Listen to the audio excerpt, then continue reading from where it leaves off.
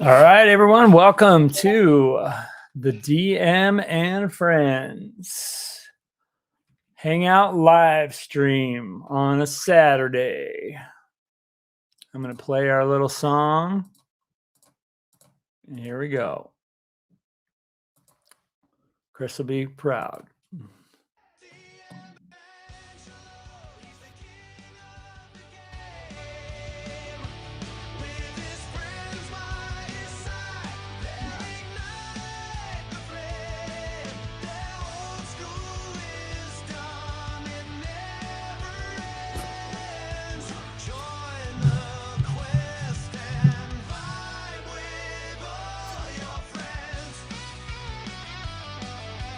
Here comes the explosion. All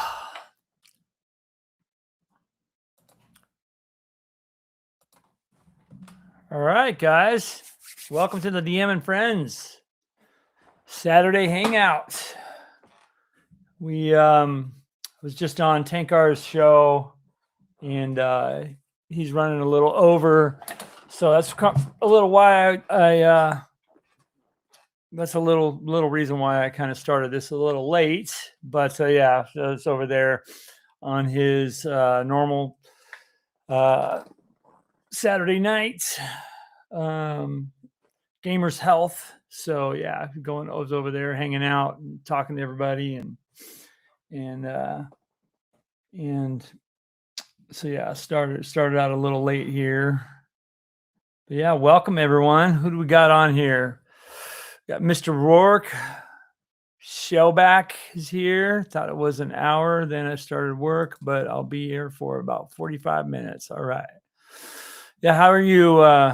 Mr. Rourke? Good to see you. Yeah, so happy Saturday, everyone. Cheers. Got a little cerveza. Mark the Shark said, appreciate you starting late for once. LOL. Yep. Yeah, Tinkar is good, man. Yeah, I was chatting with him earlier today. We put together a second collab video for Tuesday that's coming out, which talks about the title of this one is going to be how, for me anyways, because he came at a different approach, but we're actually talking about 5e and how to add tension to 5e by using old school methods. So I'm pretty interested to see what response from that is. So that'll come out Tuesday. Besides our normal Monday collab that we're doing tomorrow, which actually tomorrow, yeah, not tomorrow, on Monday. Yeah, Monday is not tomorrow. 2 days from now, which is going to be talking about encumbrance. And I offer an easy, kind of easy way to start talking about it anyways, because there's actually 2 videos, but talking about encumbrance using encumbrance to add pressure to your games. So I'll do a video this Monday talking about that, which is a collab with Eric Tenkar. Normally I always do Monday collabs with him. And then the later on in the week, I talk about my easy system of doing encumbrance. I mean, I haven't been accused of being a rules as written person for first edition. Encumbrance, I'm a little, for a campaign game, I like using encumbrance, but for I just kind of focus on 3 tiers in encumbrance. Whether you're lightly encumbered or whether you're heavily encumbered. So I talk about that system. So that'll be coming along too. But Matthew Sherman, good to see you, man. Good to see you. Yeah. Mr. Rourke says, encumbrance, you mean carrying out the dead bodies of the fallen? Yeah, that's part of encumbrance if it has to be.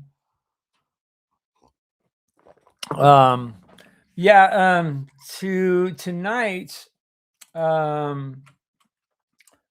going to bring on a couple well, tonight, a couple things. So did a live stream on Friday Night Live with hey Agile. Yeah. Are you feeling heavily encumbered as of late? Oof. Sorry to hear that, man. I know you and I have chatted. I know you're going through some stuff, man. Just keep your head up, buddy. By the way, that's a good segment into what you're doing with EggCon. But I do want to talk about so last Friday on the Philadelphia area gaming expo live stream, I was on there, and I set a goal on the live stream and we hit it. So tonight I am going to, at around the half-hour mark, I'm going to do a quiz question for you guys, and then the winner of that will I will send you guys this, a copy of X2. So whoever wins that question or that quiz, it's going to be obviously a D&D related question, and I'll send this to you. It's a play copy.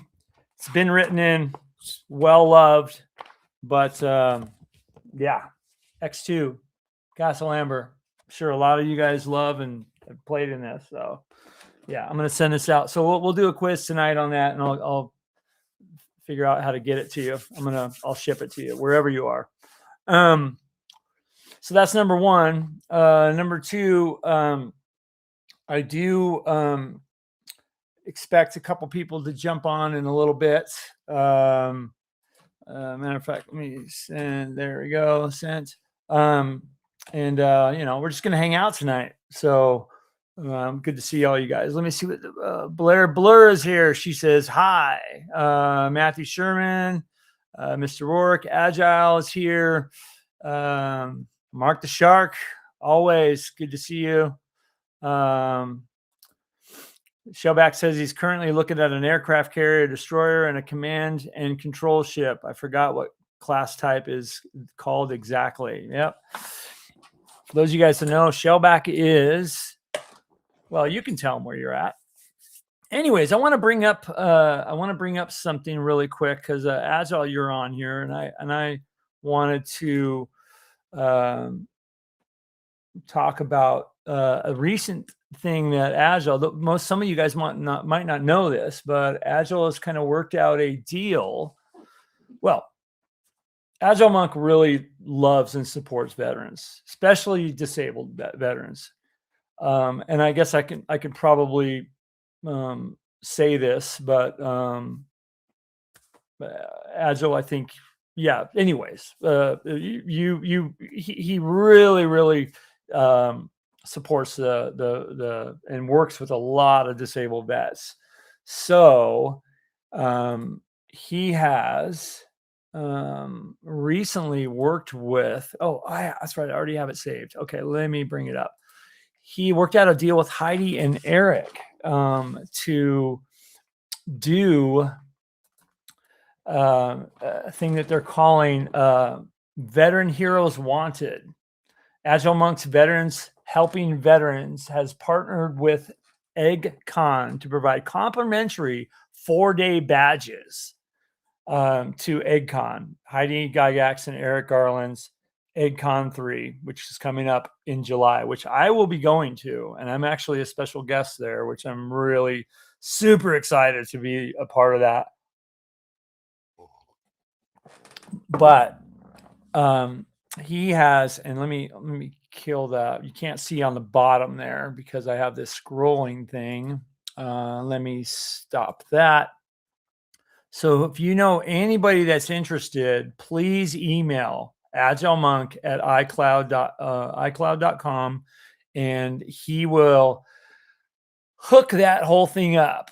So that's just an extension of all the, this is just another wheel in the cog of all the great work that AgileMonk does for our veterans. So I'm going to be announcing this on every single live stream that I do until EggCon, or the next partnership he has. So I think this is, I back this fully. And here I am over here. Hi. I back this fully and think this is such a great thing that he's doing. So I am going to bring this up on every single live stream that I do moving forward. Yeah, if you are a veteran and you want to be a part of this, reach out to Agile. Let me see if I can remove this, and I'll probably bring it up another time in here, but the show. But yeah, I thought that was pretty cool. I myself am not a veteran. I come from a long, huge line of veterans in my family. All the way back to at least from what I World War I, World War II, Korea. My dad was in Vietnam. I have cousins that were all through the recent conflicts and etc. A lot of friends. So it's most of us too, I'm sure. But yeah, specifically not myself, but. I'm a veteran of other wars. I say I'm a veteran of the Greyhawk Wars. How's that?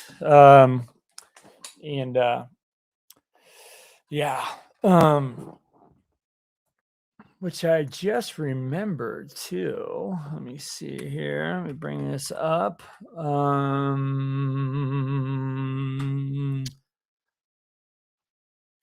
Agile, I forgot to send you the link if you wanted to jump on tonight. I am sorry about that. Let me see. I will send it to you if you feel so inclined.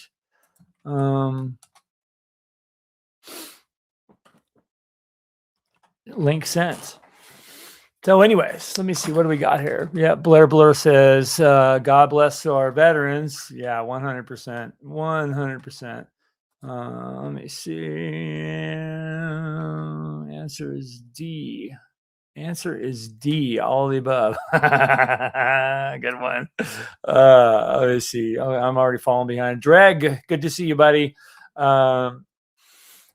And he says, "Thank you for service to Shellback, because Shellback is a veteran for sure." Blur, exactly. God bless our veterans, and let us never forget what they have done for this country and all of us. Yeah. All right, Mr. Rourke, I know you got to take off. Good to see you. Thanks for jumping by, man. Remember Stephen Kennedy. Hey, how are you, man? I think anyone. Yeah, Blair, I do too. I see anyone in uniform, or if I see them wearing their hats, or identify any way. I know a lot of veterans here in town. There's a VA hospital very close here in Helena, and I know several of them that go there for various reasons. And in another, how do I say it? Another kind of, well, I got my gaming community, but I got other communities that I'm involved in too, and I know several veterans in there that we interface quite a bit. Very, very cool. Let me see here. Mark the Shark, agree totally. Yep, bye, Mr. Rourke. Let me see here. Yeah, Agile, I just sent that to you. Boom. So yeah, well, like I said, should I do the drawing now? Should I do the question now for the giveaway? Because of the other day, for last night was Friday, right? Should I do it now? Let me know. And that would be for play copy of Castle Amber. And like I said, I'll send it to you. Speak now or forever hold your peace.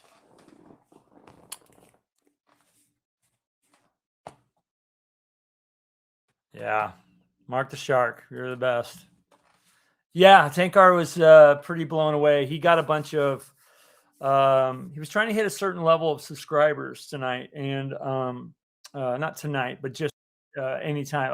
Oh my goodness, here we come, ladies and gentlemen. Hello. Hey, what's up, brother? Just hanging in there, my friend. Yeah. How are you feeling today? I'm pretty rough right now, but I'm hanging in there. Hold on, I gotta go ahead and I realize I've got some sound overlap here. 1 second. Yeah. Okay, there we go. Got it. All right.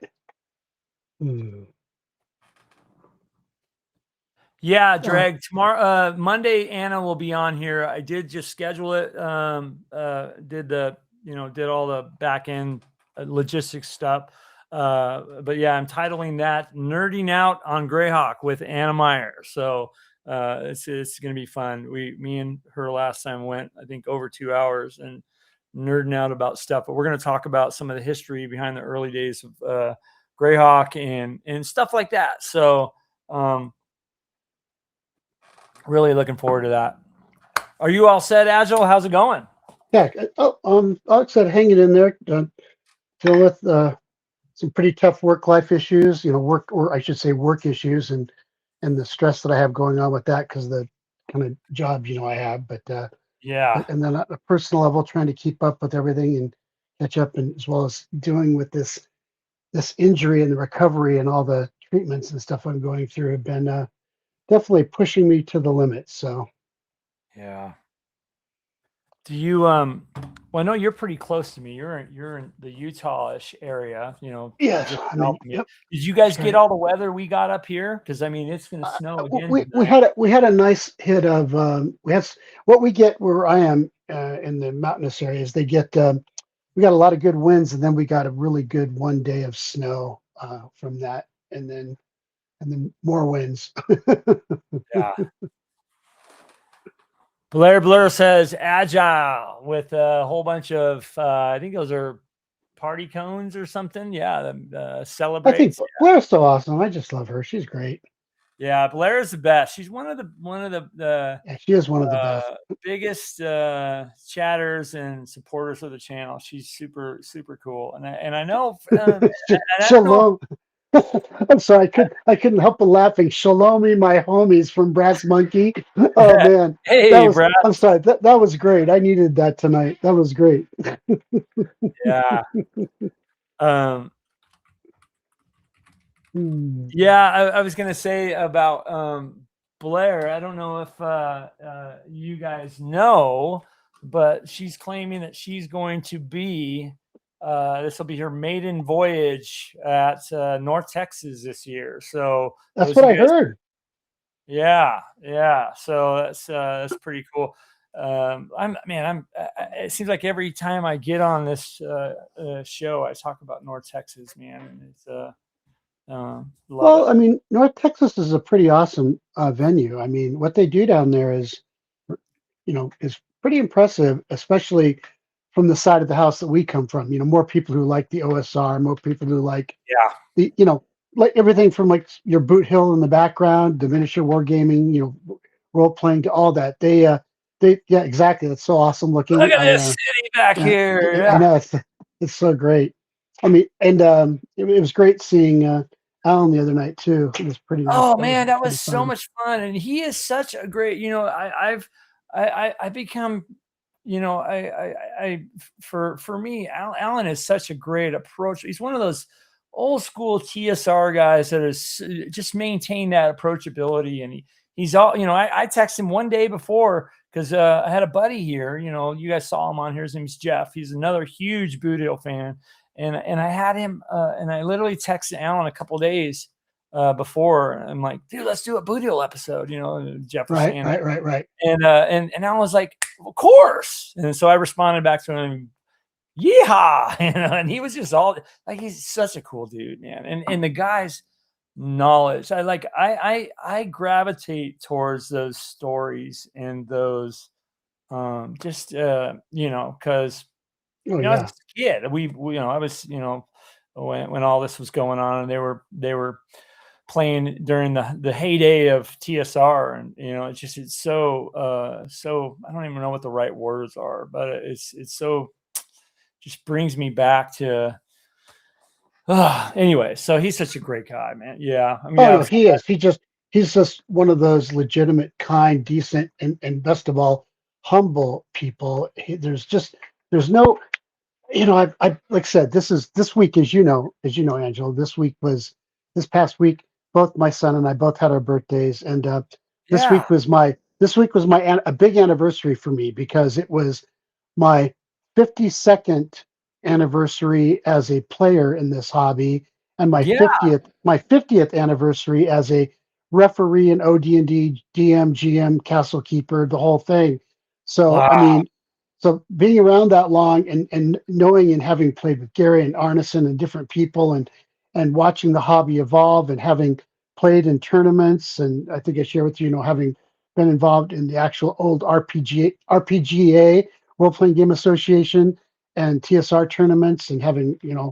won a few things there. Yeah. It's just there's really great people out there. Then there's those that kind of have the ego and the arrogance, which I never quite understood. I'm like, this is a hobby of fun and enjoyment, and sharing, and and it's like there's no room for ego here. I mean, me, I carry a coin that's basically kind of the Stoics, Marcus Aurelius, that says ego is the enemy, because I think that's one of the biggest challenges we have, is that there's just way too much ego out there. What we really need is more love, more kindness, more caring, more helpfulness, more support, and more working to bring everybody, old, new, beyond, middle, together, to just continue to develop this hobby into the beautiful thing it is. God, you hit on so many things right there.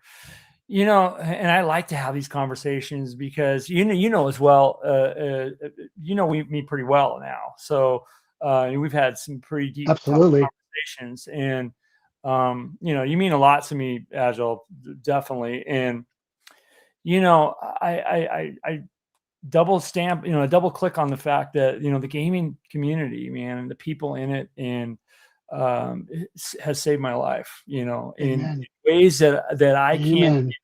I don't even know if I'm really ready to even divulge, what I mean? A lot of it, nor would I ever to,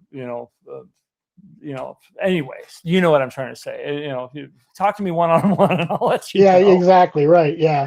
But it's interesting because, we want to build that, and, harboring things like Amen.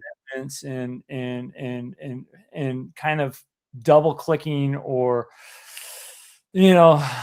living your life on the differences of things rather than the similarities in things or I think that's really important. I mean, that resentments and being at odds with somebody, and people or situations, that's the kind of crap that causes cancer, man. You know what I mean? That's the kind of things that'll just eat you alive from the inside out, man. And it's just an interesting, it's interesting. And we were talking about Alan, and he's kind of he's just one of those guys, man, that a really great model for Stephen. Great model, Stephen, I guess. Yeah, exactly. Stephen Kennedy's funny. He goes, "Can we just get a bong? Like, get along, get a bong." Oh, can we get a bong? Yeah. So I would love to share something for those who don't know. And I appreciate what you said earlier, Angela, about my support for veterans. I am a veteran, Yes. indigent veteran. My son is a disabled veteran. We have 20 other family members, veterans in my family. We've got a long line. A couple of my family members are buried at the bottom of the Arizona. My grandfather jumped in at D-Day as a paratrooper. We got a long history of service, but the thing I want to bring up here is that this gaming, and this concepts, I mean, from my youth all the way through my military time, my time in Spec Ops, everything, um, this game made such a difference for all of us. And what's really interesting, and I want people to know this, but I work today to help serve military service members and veterans too, and I can't really get into too much about my job these days because of some of the sensitive work I do. But I don't think people understand something. We've over the last and I've been involved in it now for, oh gosh, let's see, about 8 years. But the Veterans Administration, we have now over 6 VAMCs. Those are VA medical centers. It's over that now. I just can't remember all the locations, but that actually use Dungeons and Dragons and TTRPGs for therapy. Okay, and they do it for therapy for PTSD, anxiety, and depression. And one of the programs out there is called Rolling for Recovery. Okay, Got it. and Rolling for Recovery, along with a few other programs, has done so well from Orlando to Michigan to Texas to different places where we have this. I mean, and if you do any research out there, seriously, type in Rolling for Recovery, Dungeons and Dragons support veteran wellness, and I guarantee you will find this because because some of these veterans either played it when they were in the military and their kids, or it was introduced to them through therapy. And what happens is these medical therapists said, hey, we need to bring this to them, because for those of you who don't know, and I've been involved in this now for, let's see, about 12 years now, is because I've always worked with kids with autism. I've done a lot of things with ferrets and parrots. There's a long history and stuff I've done to work with, people who need this kind of capability, and this kind of, need this kind of well-being to them. And they found that with kids, the therapy was there. They evolved it. And some of these therapists who I know, and these doctors who are wonderful, who've written these books, they pushed really, really hard to get it into the VA, and it was great. And I've just been, it's been such a blessing, because not only has it worked, but they've now created a concept where, because the therapists are seeing what they can do with it, they've actually been reaching out, and these doctors created a program for therapeutic GMs. And for those of you who don't know, you can go to school and get training to be a therapeutic GM. Now, I want to be clear: as a therapeutic game master, you're not doing therapy. So let's be clear: you're not a therapist. Don't pretend to be one. Only be a therapist, okay? But you let the therapist do a job. But what you do is you work with therapists, and you play the games. They understand what you're doing. They help create situations that can work through and help these veterans or these kids, whatever it is, because I've worked with them at both levels, to work through issues they're having through the gaming experience. And it's just amazing how great it is and how well it works. And I myself went to school to be a therapeutic GM and took those lessons and training. And it costs money and it takes time. But I can tell you, as someone who runs games myself for veterans, who some of them are pretty seriously messed up, and I say that with love, because I'm one of those messed up veterans. I mean, but it's just, I cannot begin to tell you how much good it does, and the benefits we've seen, and what it's done for me. Because and Angela, you know this. I mean, and I've gotten to the point where I'm more admitting of it, but this game has saved my life on a couple occasions. And when I say that, ladies and gentlemen listening, I mean literally, I mean saved my life from a situation where I was in bad places, and had a gun to my head, and I was done. And so so just all I can say is give what you can give out there, because we all need this, and we all benefit from it. And that's why I'm like, why do we care about fighting and who's this and who's that and all that? Why don't you just love the game and give it its due, give the creators their due, show the love and appreciation back to one another, and realize, hey, we are the beneficiaries, and we are standing on the shoulders of these giants, and we have the benefit of it, and we need to keep it going and keep it moving forward, whether it's with future kids, with family members, whatever. And I can tell you, you will be thankful you did, because there's so many ways to give back in this life. You just have to choose to do it. So sorry for rambling a little there. Man, that's Thanks so much for, like I said, you've told me that. I mean, at the level of how this, what this means to you, and sharing that kind of stuff. I mean, I think it means a lot to people because, getting on here, I don't know how many times I've had people reach out just since I've been, well, not just since this, but just period in life, like I'd say something and I'm like, man, you know what? That happened to me too. Or wow, I felt that way too. And one thing that's really interesting about that, and like I said, I love talking about this kind of stuff. I mean, we can talk about D&D, and we'll get there, but one one thing about that is it really helps people understand that they're not alone.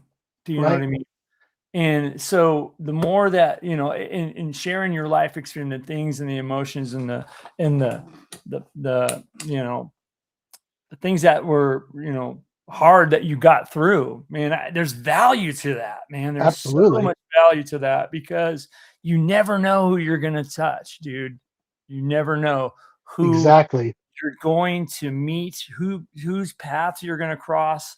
And that one act of kindness or that one story, that you share could be the difference between them being here tomorrow or not, or Yep. passing that on to somebody else and doing the same for the next person. You know what I mean? So kudos for what you're doing, dude. Like seriously.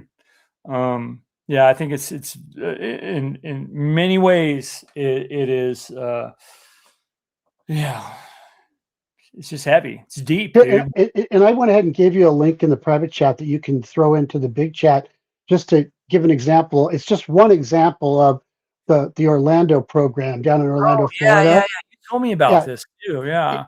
yeah, because I mean seriously, just and I can share plenty, but the Orlando VA healthcare system is doing this now.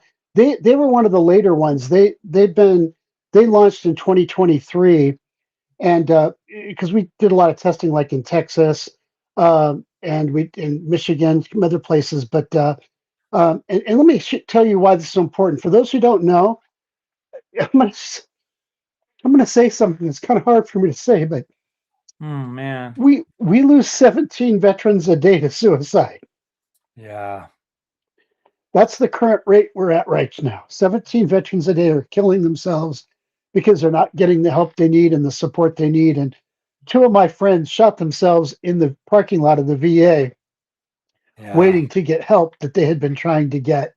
And it's it's very real. And so the fact that these locations are taking this on and we're making progress is Yeah. so great. And I just all of you, just please check into it, look into it. I mean, whatever you can do. And if you can get programs started with your schools, your local game stores to help kids, if you can, I mean, right now I support programs for teens and veterans and Yeah. military service members, but anything you can do, this game, no matter what version you want to play, I don't care what version Yeah. of D&D, TPRG, whatever you want out there, it can and will make a difference. So yeah, and Shellback, yes, it was 22 a while back. And I'm glad Shellback boy. I just total kudos for knowing about that because it Yeah. was 22. It was 22. And it's it's sad because down to 17 is an improvement. Now forget your politics for a minute, but because I don't care about politics. My stance is, for those who don't know me, I say never trust your government. I've worked deeply in the government, both in the military and the CIA, so I just say never trust your government. But what I can tell you is that um, the, under the current administration, there has been some improvements to those numbers, and so I don't care who who you like or not. All I know is we've seen improvement, but because it's just been horrendous for years, and no one should have to get to the point where they kill themselves because they can't get the minimum of help. So Yeah. Yeah.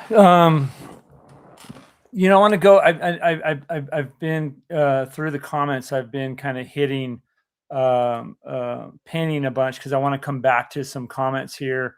Shellback, I'll get to you on the North Texas. Well, North Texas is in June, you guys. It's in June. I'll get you the exact dates in a minute. Let me see here.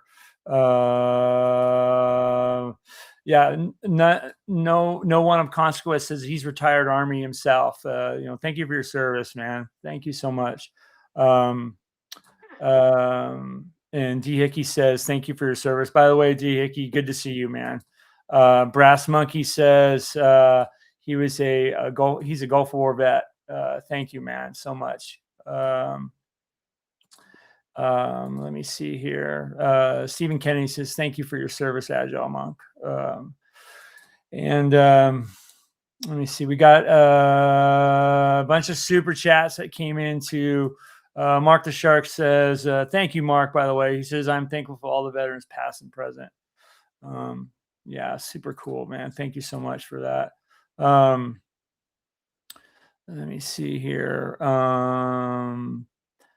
And Shellback View gave a super chat, says Mark the Shark has an awesome profile pic.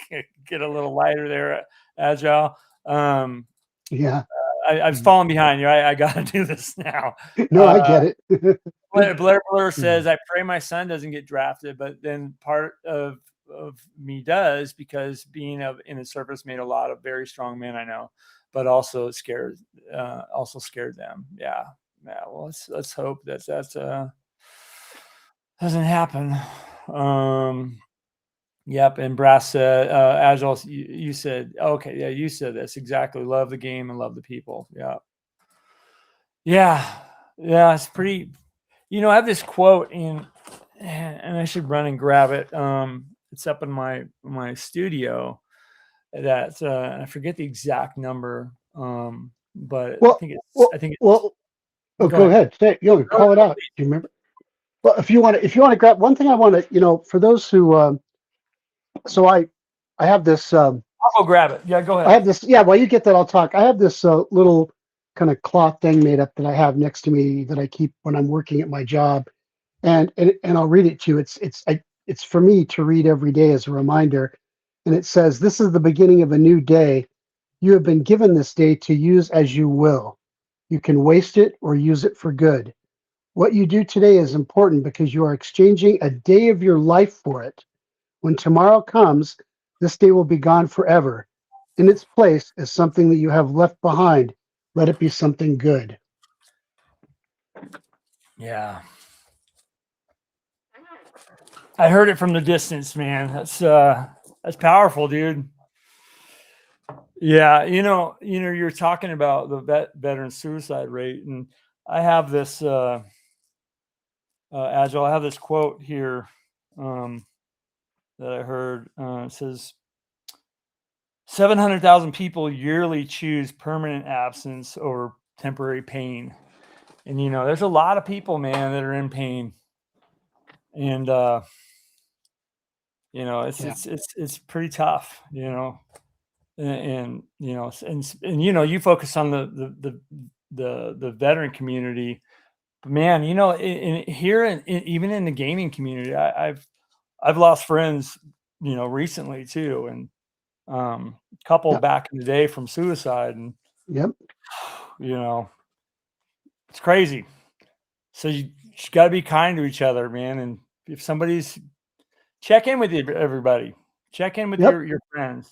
You need to, and I'm glad you said that, because the thing I spend most of I try to put my emphasis on my time on is veterans and kids, because veterans, for everything they've done to give us this country and the freedom and what they've been through, because it's hard.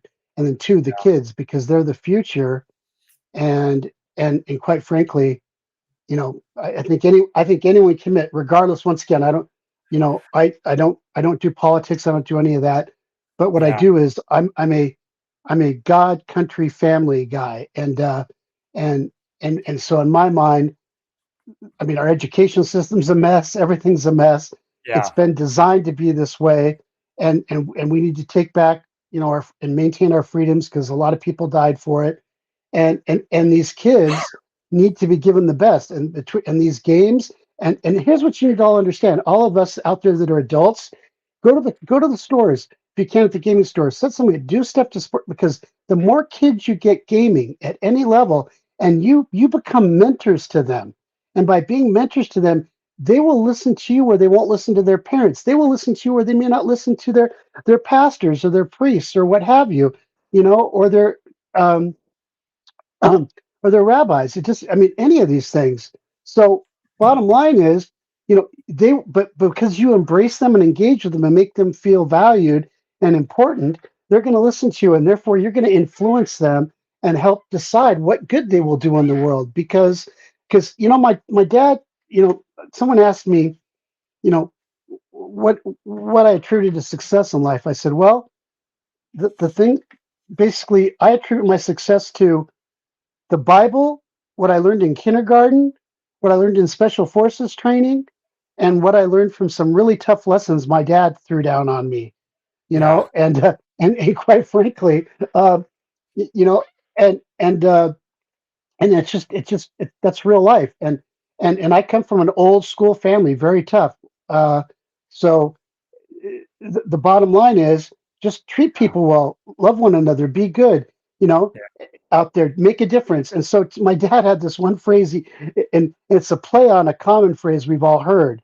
You know, we've all heard the phrase, you know, be part of the solution, right? Well, Yeah. my dad used to say, son, he called me son. I don't know why, but he called me son. Said, son, he'd say, you're either part of the solution or you are the problem. And Yeah. and that really hit home for me. You know? Yeah. That's big. I hear, yeah, I hear that a lot. And, you know, it carries so much weight, man. If more of us were like that, you know what I mean? The world would be a lot better place for sure. But you know what you can do, Agile? We can only do our own part. We're not responsible for anybody else. You know what I mean? For anybody else's actions. You can just start with yourself, you know. Yep. As Michael Jackson said back in the 80s, I think it was, he says, man in the mirror. I'm going to start with the man in the mirror. Exactly. Yep. So, yeah. Thank you again, Blair. She says, God bless America and all of you. Another super Take care, chat. Stephen Kennedy. Yeah. Yeah. Hey, Take care, man. I was but- getting, yeah, I saw him say that. Yeah, that's, whew, man. Crazy chat stream, guys. Woo. Oh, right. RM Silva's here. Good to see you. That's Dog in my campaign. Good to see you, buddy. He plays the ranger in our group. Stephen Kennedy. nice. Yeah, you're My favorite class is Ranger. That's nice. oh yeah. Somebody asked you a question here. By the way, you guys ask away questions if you want. If you can, because I lose track of it. Put the word question in front, and then ask away, and maybe I can flag it easier. Let me see. There was a question that just came up here for you. I don't know if you want to answer this or not, but Brass Monkey asks this. Did you see that, Agile? Yeah, I did. I actually responded to him. I think it's I have one of those Green Berets sitting right here in front of me, as well as a patrol cap with an interesting hole in it too. So it has a whole story, has my airborne wings on it, and quite an interesting story that goes with it. Let's just say it's seen its days. Wow. You should take a picture of that, and we'll have you back on. And you can share that. That'd be awesome. It's neat because I also I have foreign jump wings too, and I worked with the Canadian Special Unit reconnaissance teams there, and my Canadian jump wings were awarded to me by the Brigadier General of the Canadian Regiment. That was a pretty cool thing in my past too. So Wow. Yeah. I also have a beret from them as well. This is very kind of you to say, RM Silva. I won't say your real name. I'm just going to call you Dog because that's your name, your ranger name in the group. But he says something very kind, very nice. And you know what? I'm glad to hear this, man. He says he's not a vet, but playing and being friends with DM Angelo has drastically helped me in some dark times. Thanks, brother. You know, but you know what? You don't have to be a veteran to make a difference. Please, please, seriously, anyone can make a difference if you choose to get up each day and do so. Yeah. You know, I have this coin in my hand that you're talking about. I carry 2 coins too, and one of them is a coin I got from the fire department, and the other one is a coin that says, "In your darkest hour, when the demons come, call on me, brother." And Brotherhood of Knights. Yeah, I carry this with me too. So somebody very special gave me that. So that's very, very, very cool. Those are the 2 coins that I carry. Let me see. That reminds me of volunteer. You guys are having fun out there on the chat. That's great. So, you know, Agile, another thing I was going to say, you know, along with that quote of the 700 people yearly choose permanent absence over temporary pain. Under that, I have a second quote that it's right on my studio desk, and it says, "Don't let the hard days win." And remember that, guys, because you're going to go through hard times, man. I did last year. I had some, you know, and I'm an upbeat dude. You know, I talk to a lot of people that say, "Man, that was a really hard week," or "That was a really hard day," or "That was a really hard time in my life." And I used to be like, God, you know, it's crazy because, you know, I have hard moments, you know what I mean? Moments. But last year, I had some truly hard days, you know what I mean? And they were dark, dude, super dark. And what got me through those were people like you guys, you know what I mean? And I had to, you know, when people found out, it just had this flock come in, check in on me, talk to me, tell me like, yeah, man, I'm going through, you know, because of what I was going through, man, I went through that, dude. And this is, you know, and just that conversation, you know what I mean? Yep. Sometimes that's all it takes. You know, you don't need to come and offer a solution, but maybe just an ear or a story. You know what I mean? Sometimes that's the biggest. I mean, that's the biggest relief. You know what I mean? So, thank you to all you guys out there that, and you know who you are. So, yeah, so crazy, but well, we went pretty deep, Agile. I didn't expect this. I know. Yeah, I know. Like, okay. And other than that, Mrs. Lincoln, how was the play? Yeah. Do you want to talk about what you're doing with Heidi? What is this? You just sent me. I'll put this in there too. Yeah, it's another link for people that they can take a look at from the Minnesota crowd that's doing stuff. But I just want to get the word out there. So what? What we're doing with let me bring that up one more time real quick while you're talking. All right. Yeah, So go ahead. Go ahead. Yeah, what we're doing with Eric and Heidi is basically I've been quietly, because I don't use my name and I don't put it out there because this isn't about me. I do this thing called AgileMonks Veterans Helping Veterans. And what I do is I've been going to different conventions and I literally say, look, I want to buy passes here and get passes, and I want you to give those passes out and find veterans in the local area, you know, whether they're disabled or not, just veterans that are veteran gamers or veterans that would like to learn about this, and give these free passes so they can attend these events and see what they're like. And so I do that, and it's been kind of cool, and I just do it here and there. Now, the reason most people haven't heard of it is because I don't advertise it, I don't talk about it. I don't do any of this for me. That's why I don't even talk, you know. So but they were just, they've heard I was doing it. They were so enamored with it. And for those who don't know, Eric is a veteran himself, and he's got his own issues and challenges. We'll just leave it at that because that's his business. Yeah. He was a veteran. But Yeah. Or he is a veteran.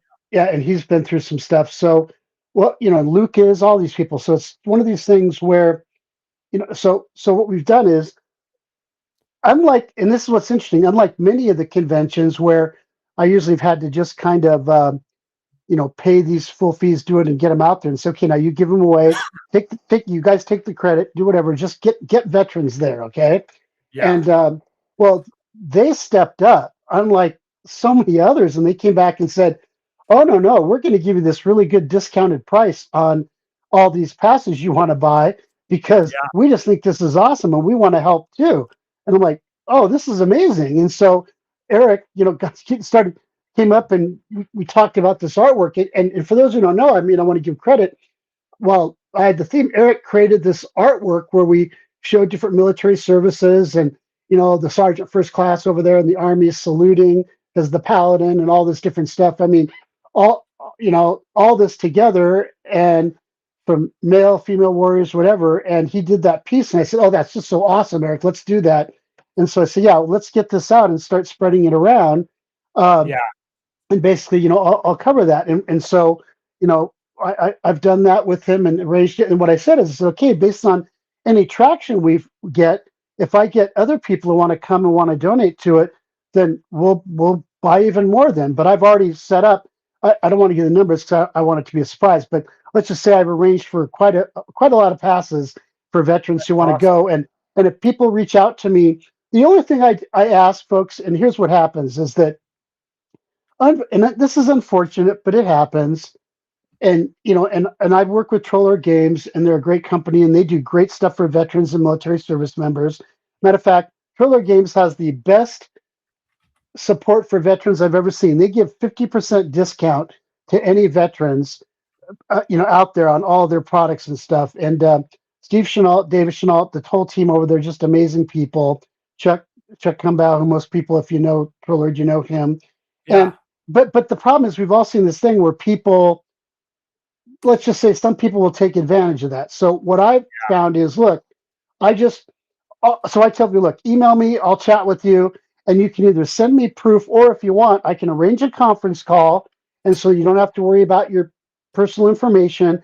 I can arrange a conference call, do a screen share, and you can just show me you're a veteran, just so I know.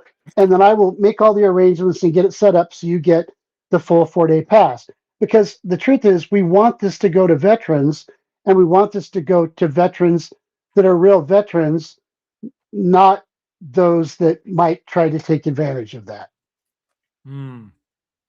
Very good. Yeah, very good. Yeah, I know one that one veteran in particular that saw this ad, and I think he said he was going to reach out to you. Yeah, I think I know you're talking about, because I think he did reach out to me, and I've got him on my sorry, I'm looking at my list here because and he's on my saved file to go talk to. So I think somebody named Jeff. I think you know him. Yeah. So I'll just say that is his name. Yes. And so got him on the list. And what was really cool about Jeff is that not only did he comment about you in this, but I happened to find out that he was 10 years in the Navy. He volunteers to help homeless vets, which I could just kiss the man for doing that.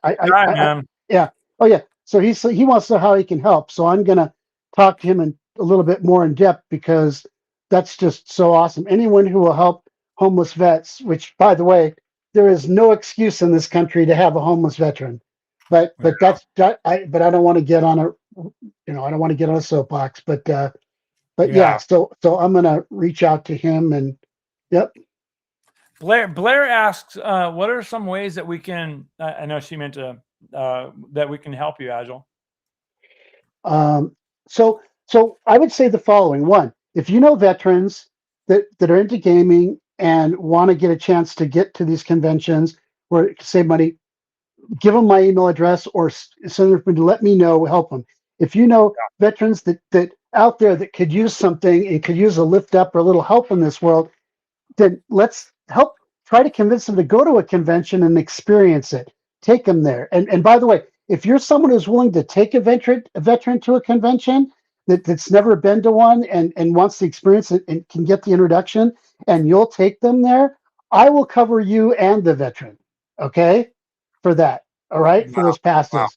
And then thirdly, look around your area. If you've got a what they call a VAMC, a VA medical center out there, check into it. Check what you can do. Check for the homeless stuff. There's so many things you can do out there, and to make a difference. And you know what? It doesn't take a lot of money. It just takes a few minutes of time and a little bit of caring. Okay? Because seriously, I mean, anything helps. I mean, just walking, I mean, you want to know what really surprised you? For those who seriously go to a VA medical center, walk in, see the veterans waiting there, and look at them, talk to them, say hello to them, because they need it. They need that uplifting experience, because you'd be surprised how many of them live in such a dark world. I mean, I lost 2 uncles recently who died because the VA didn't get to them in time and they were treating the symptoms but never solved the issues. And I lost them. You know, matter of fact, I literally went to visit one of them right before he was on. They let it get too far with what was wrong with him, and he ended up going in hospice and died. But they're just decent people who need a little love, you know? Yeah. Yeah, a couple of the guys, they have a PTSD, not award, but they have meetings there at the VA.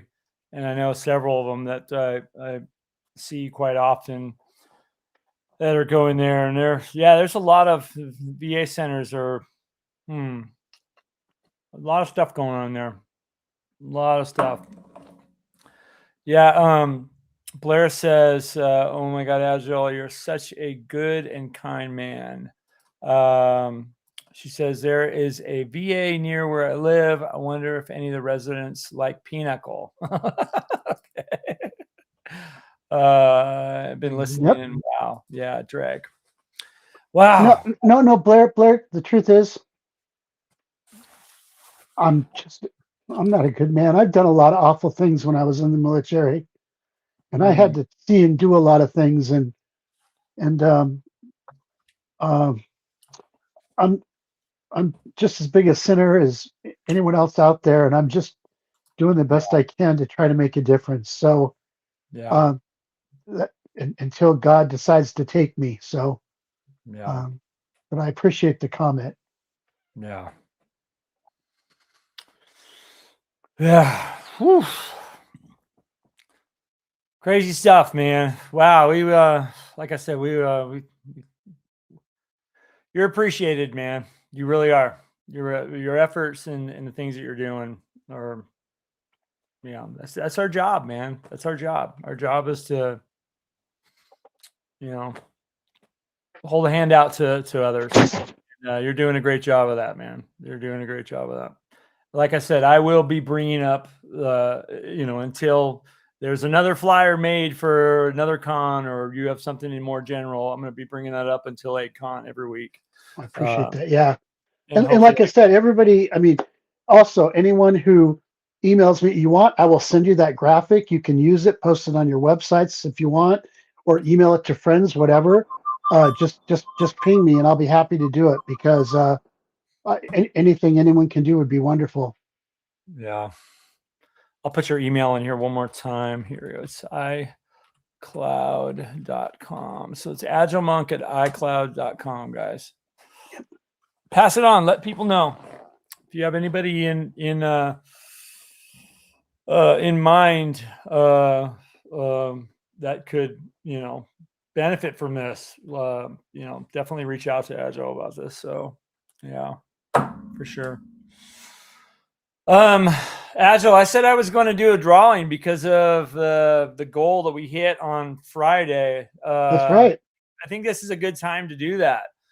So those of you guys that are away from the keyboards, I heard a couple of you guys that were doing stuff for 3D printing or whatever, or just listening, get ready. I'm going to ask a question, and then the winner will receive this copy of X2.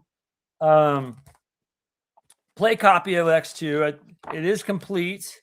It's got a lot of writing in it. It's a play copy, and if you do have one of these already, pass it on to somebody that doesn't.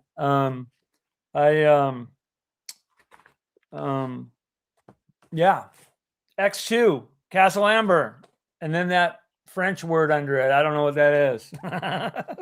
Chateau de Amberville. Chateau de Amberville. Yeah. Chateau de Amberville. Yeah, I'm horrible. Thanks for clarifying that. All right, are you guys ready? All right, I'm just going to ask, because I'm an AD&D nut. I'm going to ask a question, and this is directly out of the Player's Handbook. Okay. So, which Player's Handbook? To be clear, I'm a AD&D first edition. Okay, good. Just want to make sure we're clear. Yes. Yeah. Here's my beat up weathered copy of it. So, in this, what is the price of a 10-foot pole? First one to answer correctly, I will send you this copy.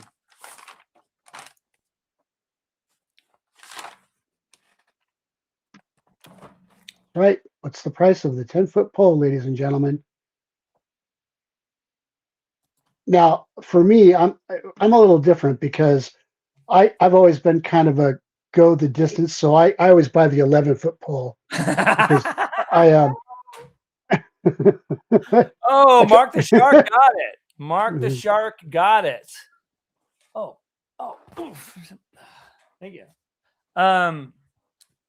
Mark the Shark, you got it. So I know that I talked to you on Discord. Send me your congratulations, dude. Send me your information, or if you prefer, email me at the DM and Friends at gmail.com,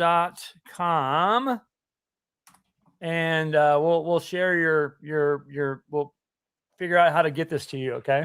I obviously am going to need your, I highly recommend the 11. Yes. AgileMonk says, I highly recommend the 11-foot pole. Go the extra foot. Go the extra foot. Instead of going the extra mile, go the extra foot.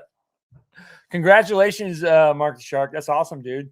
Yeah. There's a couple other people that put it in, but a little too, let me see. 30 seconds short. Dreg, you did get it. And Dog, you're just about, you and D Hickey and Dreg both came at the same time, but you got it. But congrats, Mark the Shark.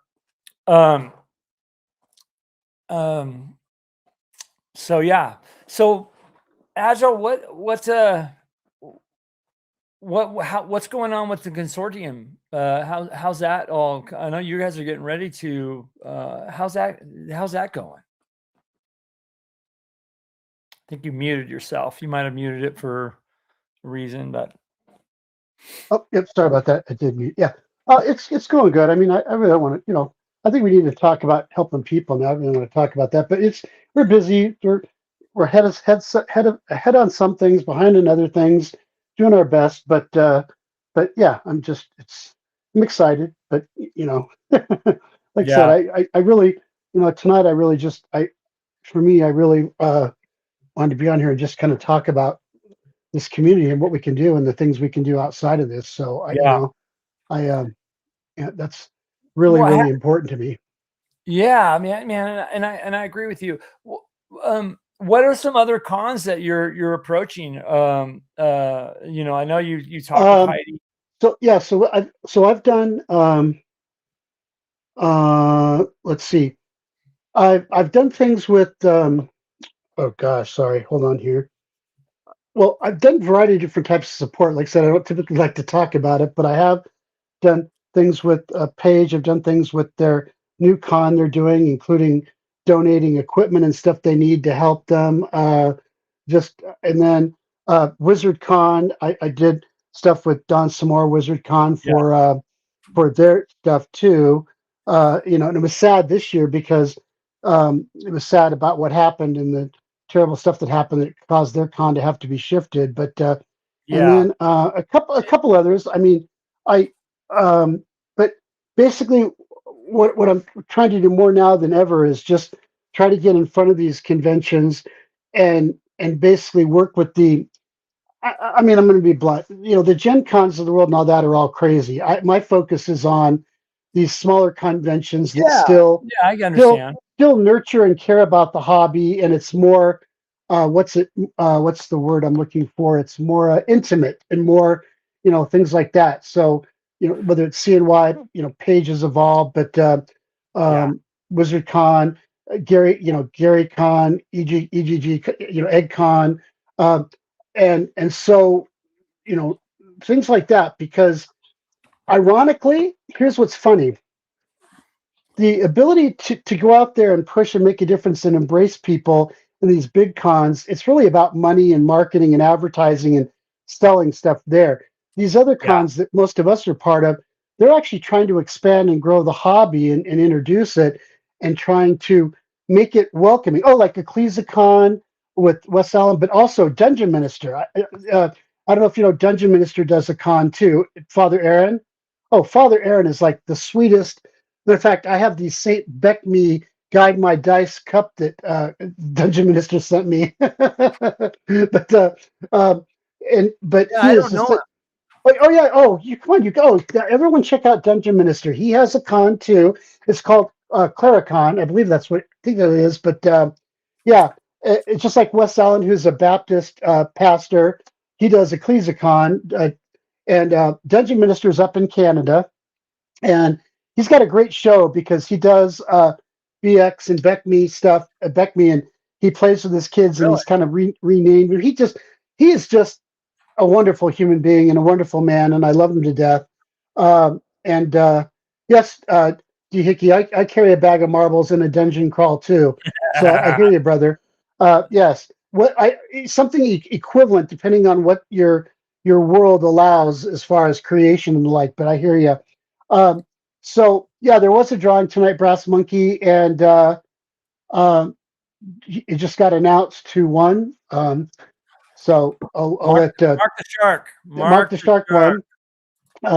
But there's some really great people, and they're all doing these intimate, just making a difference. Because I'll tell you what, you go to these conventions, like I said, take your friend there, take a kid there, take a veteran there.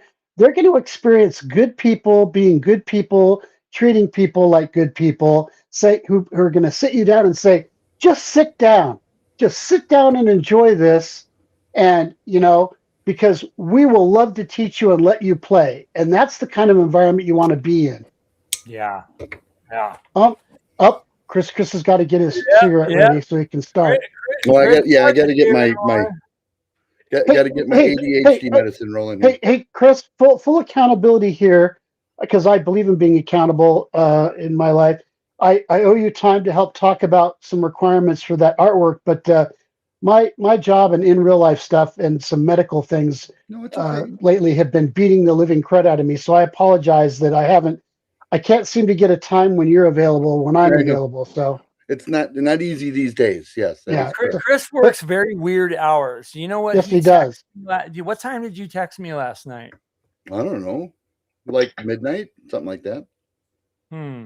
I felt it like it was like 3 a.m. Yeah. I don't think it was that bad. I think it was a little earlier than that. So. That would have been your 4 a.m. I did not go to bed until 5. So yeah. Yeah, Chris has got weird hours right now. You guys will connect at some point. Yeah. Well, and we have some time. It's not, it's not like, well, no, you only have a week to work on this. No, we're not there yet. Don't worry. So Chris, just so you know what we were talking about earlier, and you're aware of the veteran program that Agile. Oh yeah, that's awesome. That is so fucking cool. Pardon me. Yeah. It just really is. Yeah, he and I think I shared it with you. Well, you've seen it. What he's doing for AGCon, which is so awesome. But yeah, we kind of got into just talking about supporting each other and and similarities over differences and just because you and I have talked about this kind of stuff a lot. How I feel about aiding veterans. I had a buddy that came back from Desert Storm. His wife had messed around on him while he was gone. I know that story. Divorced him without telling him. I don't know how you managed that. I think there were 4 signatures involved, but whatever. And so he was homeless, carless. I mean, he was everythingless. And so, I gave him a pickup truck. Oh, that's awesome. I can't take care of the rest of it for you, but I can get you part where you need to go. And for God's sakes, dude, you're a Marine. You will figure it out. You will overcome the obstacle. I have no doubt. You just need a little hand up. And he did great. He's remarried. He's got 2 new kids, got a good job. He's doing fine. So hard to keep a good man down. Yeah. But yeah, these guys, I don't know. A little appreciation once in a while is the least we can do, Yeah.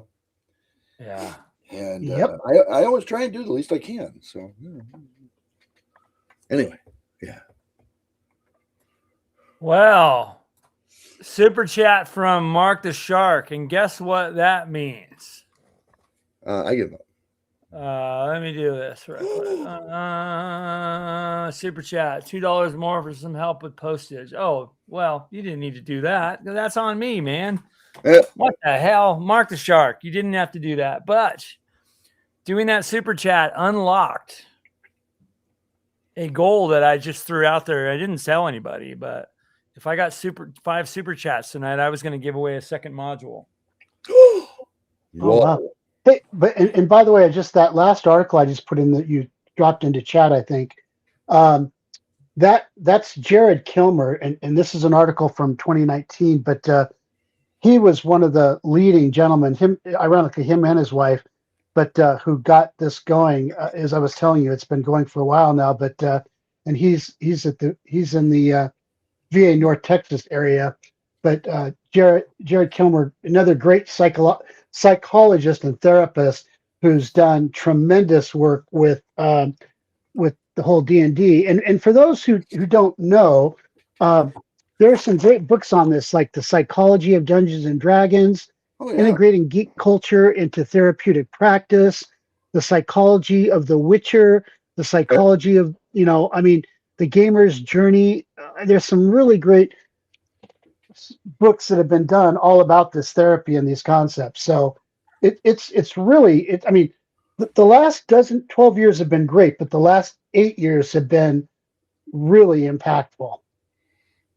Well, and most of these guys just need to know somebody gives a crap. Yep. Troublemaker Bricks 1706. I do want to answer your question. You asked, are you guys doing old school? I think I saw you on Eric Tenkar's before, and you asked the question too. Yes, Eric and I are very good friends, and he does his show primarily on old school BX. Well, this is an old school AD&D first edition channel, even though we talk about everything. I have a But yes, if you're looking for old school material, that's what this channel is. It's I'm DM Angelo. This is the DM and Friends, and we just talk about old school gaming here. This to my side over here is Chris Clark, who's been around since dirt was clean in the industry, and when this I guy, rode my horse to a cow. Definitely an old school gamer.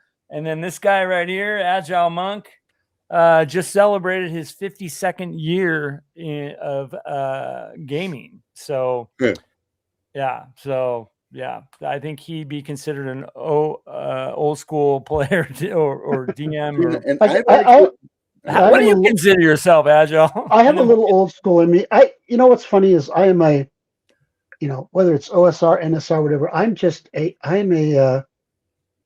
I'm a person passionate for gaming and the benefits of it, whether it's miniature gaming, TTRPGs, you know, all that, board games. I mean, the fact is that gaming and depending on the types of games you're playing, what you're doing, but especially TTRPGs, just open the door to so many positive things and so many ways to make friends and engage and honestly help take away the loneliness. But also for those who, I mean, you know this, Angela. I mean, I have a Savant syndrome, and you know, which for those who don't know, that's you know, back in the old days when they tried to force this go back to 60s and 70s.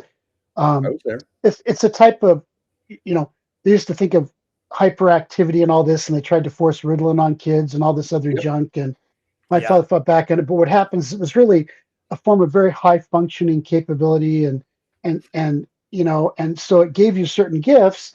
But with those gifts that you were blessed with, you know, because we all have a divine spark in us, and we're all blessed with our gifts. When I work with kids, I say these are your superpowers, and you can choose to use them for good or bad. I choose to use them for good, but it also means though you might have what some people might consider deficits in areas. So maybe you're not as outgoing, or maybe you're not well spoken, or maybe you're nervous or anxious, or maybe you have social anxiety, whatever.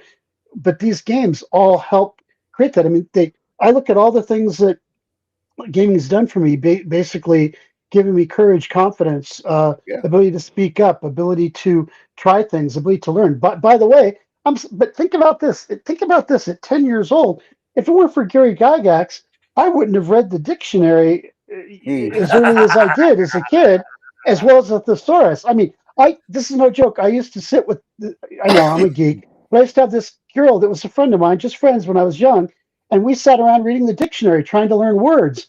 Because, you know, in the high Gygaxian made us have to learn things. Yes. You actually had to go learn stuff and be smart. I mean, and it's amazing. I mean, that's just another benefit. You became, you know, more literate. You know? Well, you didn't have to write with him, though, Monk. I actually had about a half an hour conversation with him about we really can't find a synonym for the term agathicological. Really? I can't find that in any current dictionary, Gare. And well, you'll find it eventually, and then you'll know why there's no synonym that will truly have the same connotation. Okay, all right. That is absolutely hilarious, Chris, because that's why, for those who don't know, Troller Games sells two really good books. One called the Storyteller Dictionary, and the other one called the Storyteller's Thesaurus. Yes, they are just primo books, made for all of us geek and gamers, because they're literally dictionaries and thesauruses. The dictionary and thesaurus, they're two books. You can get them in PDF or whatever you want, but or you know, actually printed books too, that actually have all the words that we all know and take for granted all in them and explained in them. You know, so they're pretty awesome. So if you want to write and you want to write and create, I highly recommend those as great tools for world builders and story writers. Well, I wanted to mention too, before we got too far past it, one unfortunate deleterious aspect of having Savant syndrome, if that's what they called it at the time, in the 60s, and being in what amounted to grammar school in the 60s, was what I like to call crushing boredom. Everything was so easy in whatever grade you were in that it, you know, and so I became the kid that acted out and clowned too much, you know. Yeah, well, I totally get it, and totally and that's where, and then yes, I so understand, and that's where becoming a kind of a prodigy at music and things like that helped me with instruments and stuff like that, because that's exactly what happened. I mean, one minute I looked like a pretty normal, decent kid. The next minute I was an absolute, you know, crazy hyper, whatever, just bored, like you said, bored, whatever, just everything seemed funny. I'm like, okay, you know, can we just move on here? Because, you know, and it's funny because you get good teachers and bad teachers. And fortunately, I had this really great science teacher, Mr. Case, who understood things and was a little smarter than the average teacher. And plus, he was also cool because he had 2 different colored eyes. So it was really, he was one of those, cool guys. And he allowed me a little more latitude because he understood, me a little bit better and all that. Because when you're a savant, or like I like to say, an idiot savant, what your biggest fear is, Chris, is that tomorrow I'm going to wake up and have lost the savant. I'll just be an idiot. I'll be gone. Yeah, and then I'll just be an idiot, So that's the challenge of being an idiot savant is, losing the savant and just being an idiot. So yeah. We all have this terror that makes us overachievers as well. You're not incorrect. That, why don't you just go to bed like a normal person, Chris? Well, Angelo, because I'm worried I won't get my stuff done, and if I don't get it done as soon as possible, I'll lose it. And that fear is always there. It's just not something you get over, Oh well. Yeah. Wow. No, I got lucky. I started wargaming at age 9, so that would have been in 1971. Yeah. And I started writing my own games, and none of them were worth playing. So don't get me wrong. But in 72, immediately, and all of a sudden, I wasn't clowning around in class so much. So Well, Chris, it's funny you say that because I have, from when I was 10 years old, right, in 1974, I have, before the D&D OD&D box, that which I also have, I have the actual brown box, which is the box they used for OD&D, but they first came up with the box idea for a game called Tractics that Gary Gygax helped create. Yep. I still have my full set of Tractics rules on my shelf right there. I just sold mine because they're worth far too much money. I had the big bulging box with all the supplements, and we had that. We had Luftwaffe and a few other games by SPI, and I was I was so into that stuff, And of course, that made me less popular with the sports and shall we say female crowd at that time. But well, what do you want? That's why I love Historicon so much, because all those SPI and Avalon Hill games are still played there. There's a room dedicated to all that, and people are just playing. And God, I wish I could find someone to sit at this table with me back here. And I have stacks of SPI and Avalon Hill and some of those old. Oh yeah.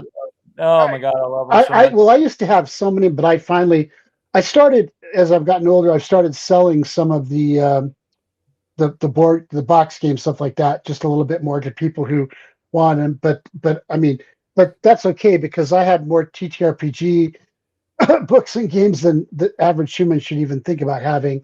And then I have my miniatures too. But because I don't look like you, Chris, but I started with minifigs, 7 Years War, Napoleonics, along with the World War II stuff, and then the medieval stuff, and then, which I just love that. And then, well, actually, even started with plastic figures before that, but which actually were Victrix before they became the newer Victrix. But anyway, and if I look at and when I think about that, that just evolved into, but because anyone who knows miniature hobbies, because they were all lead figures back in the day, it was expensive. And especially, I worked early at 10 years old. I was always working and doing stuff, paper routes, everything, because my dad, another valuable lesson my dad taught me was, I will provide what you need, but anything you want, you have to work for and provide for yourself. Right. So, I worked and did all that and got that, but you could only get so much. But what was neat about stumbling on D&D, with my OD&D and my chainmail and my outdoor survival, was that, hey, this was a lot less expensive to play than trying to field a 7 Years War Napoleonic army on a table. No, I started actually with HO train sets, and at like age 7. And then by age 12, I had a copy of Tractics, one of the earlier ones. And oh my God, we can use the HO train set to run Tractics battles. And actually, they did have plastic miniatures back then. But they were all, remember the old tanks that used to come at the hobby store? Oh, yeah. And they were incredibly well detailed, but they weren't cheap. And yeah, we used to run big tank battles on the HO train set, and my mom would come downstairs and yell at us, "You're going to destroy that, you know. Those tracks aren't made for that." And well, whatever. It was still a good time. Yeah, I don't know about you, but I ended up taking taking my HO train sets and setting up a lot of American Civil War battles around the train tracks and the trains. We used to make little plastic or little Play-Doh guys and put them on the tracks and run them over, and yeah, it wasn't good for him. Well, the darn Addams Family was not reruns yet. I want to bring up a Mark the Shark. I'm running behind a little bit on the chat, like I normally am. But Mark the Shark just mentioned something we were talking about earlier. I don't know if you guys saw this, but he did say, "Yeah, this has been an emotional night. I went to a fundraising dinner for a veteran friend of mine who was also a member of the fire department and who has been paralyzed due to a motorcycle crash back in December. Man, I'm really sorry to hear that, dude." But you're right. We've had some pretty deep talks here tonight and conversations, but he's got a tough hill to climb. Yeah. But guy lived by his own rules, He needed that. He needed to be able to ride a motorcycle as part of who he was. I mean, that's just you rolls the dice, you takes your chance, I guess. You'll see me playing with his eye all day today because I have lacerated my eye out doing my lumberjack yesterday. So oh man, yeah. Doc said, "Oh, are we gonna sing the lumberjack song, Chris?" Yeah. Let me see your eye. Oh yeah, you do it. It's red. Oh, yeah. I'm a lumberjack and I'm okay. I sleep all night and I work all day. I chop down trees. I eat my lunch. I go to the lava tree. I cannot. Well, I was about 50 pounds overweight. Thank you, Eldridge Enterprises. Anyway, and my doc put me on something called metformin, but I can't exercise because it seems like a waste of time to me. But if I have yard work to do, I drop weight like it's going out of style. And I'm in my 60s. I can drop a pound a day working out my yard. So I do. I make a habit of it to go break a sweat for an hour every day. But with a little luck, we'll get down to 200. I've actually lost 26 pounds so far. So wow. Yeah, well, that's since last summer, so it's not astronomical, but yeah. I was just gonna say about your red eye though. Just keep your finger out of it. Yeah. It won't be red if you don't put your finger in it. Mars gave me this to put in it, which seems to help. So Yeah. It's just good.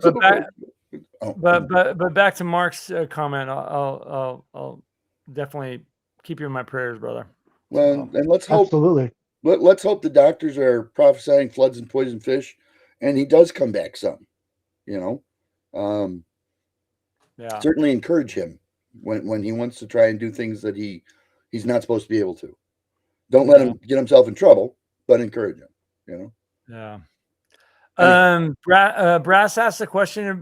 He says, "Oh, since you brought it up, have you got any doubles of those heritage managers you want?" I think you answered it though, didn't you? Yeah, I did. Yeah, I tried to keep up commenting, but yes, yeah. And it's so fun. I mean, seriously, I think I literally right now, ironically, could walk down into the basement where I've got some stuff, and I can literally pull some minifigs, 70s blister packs up.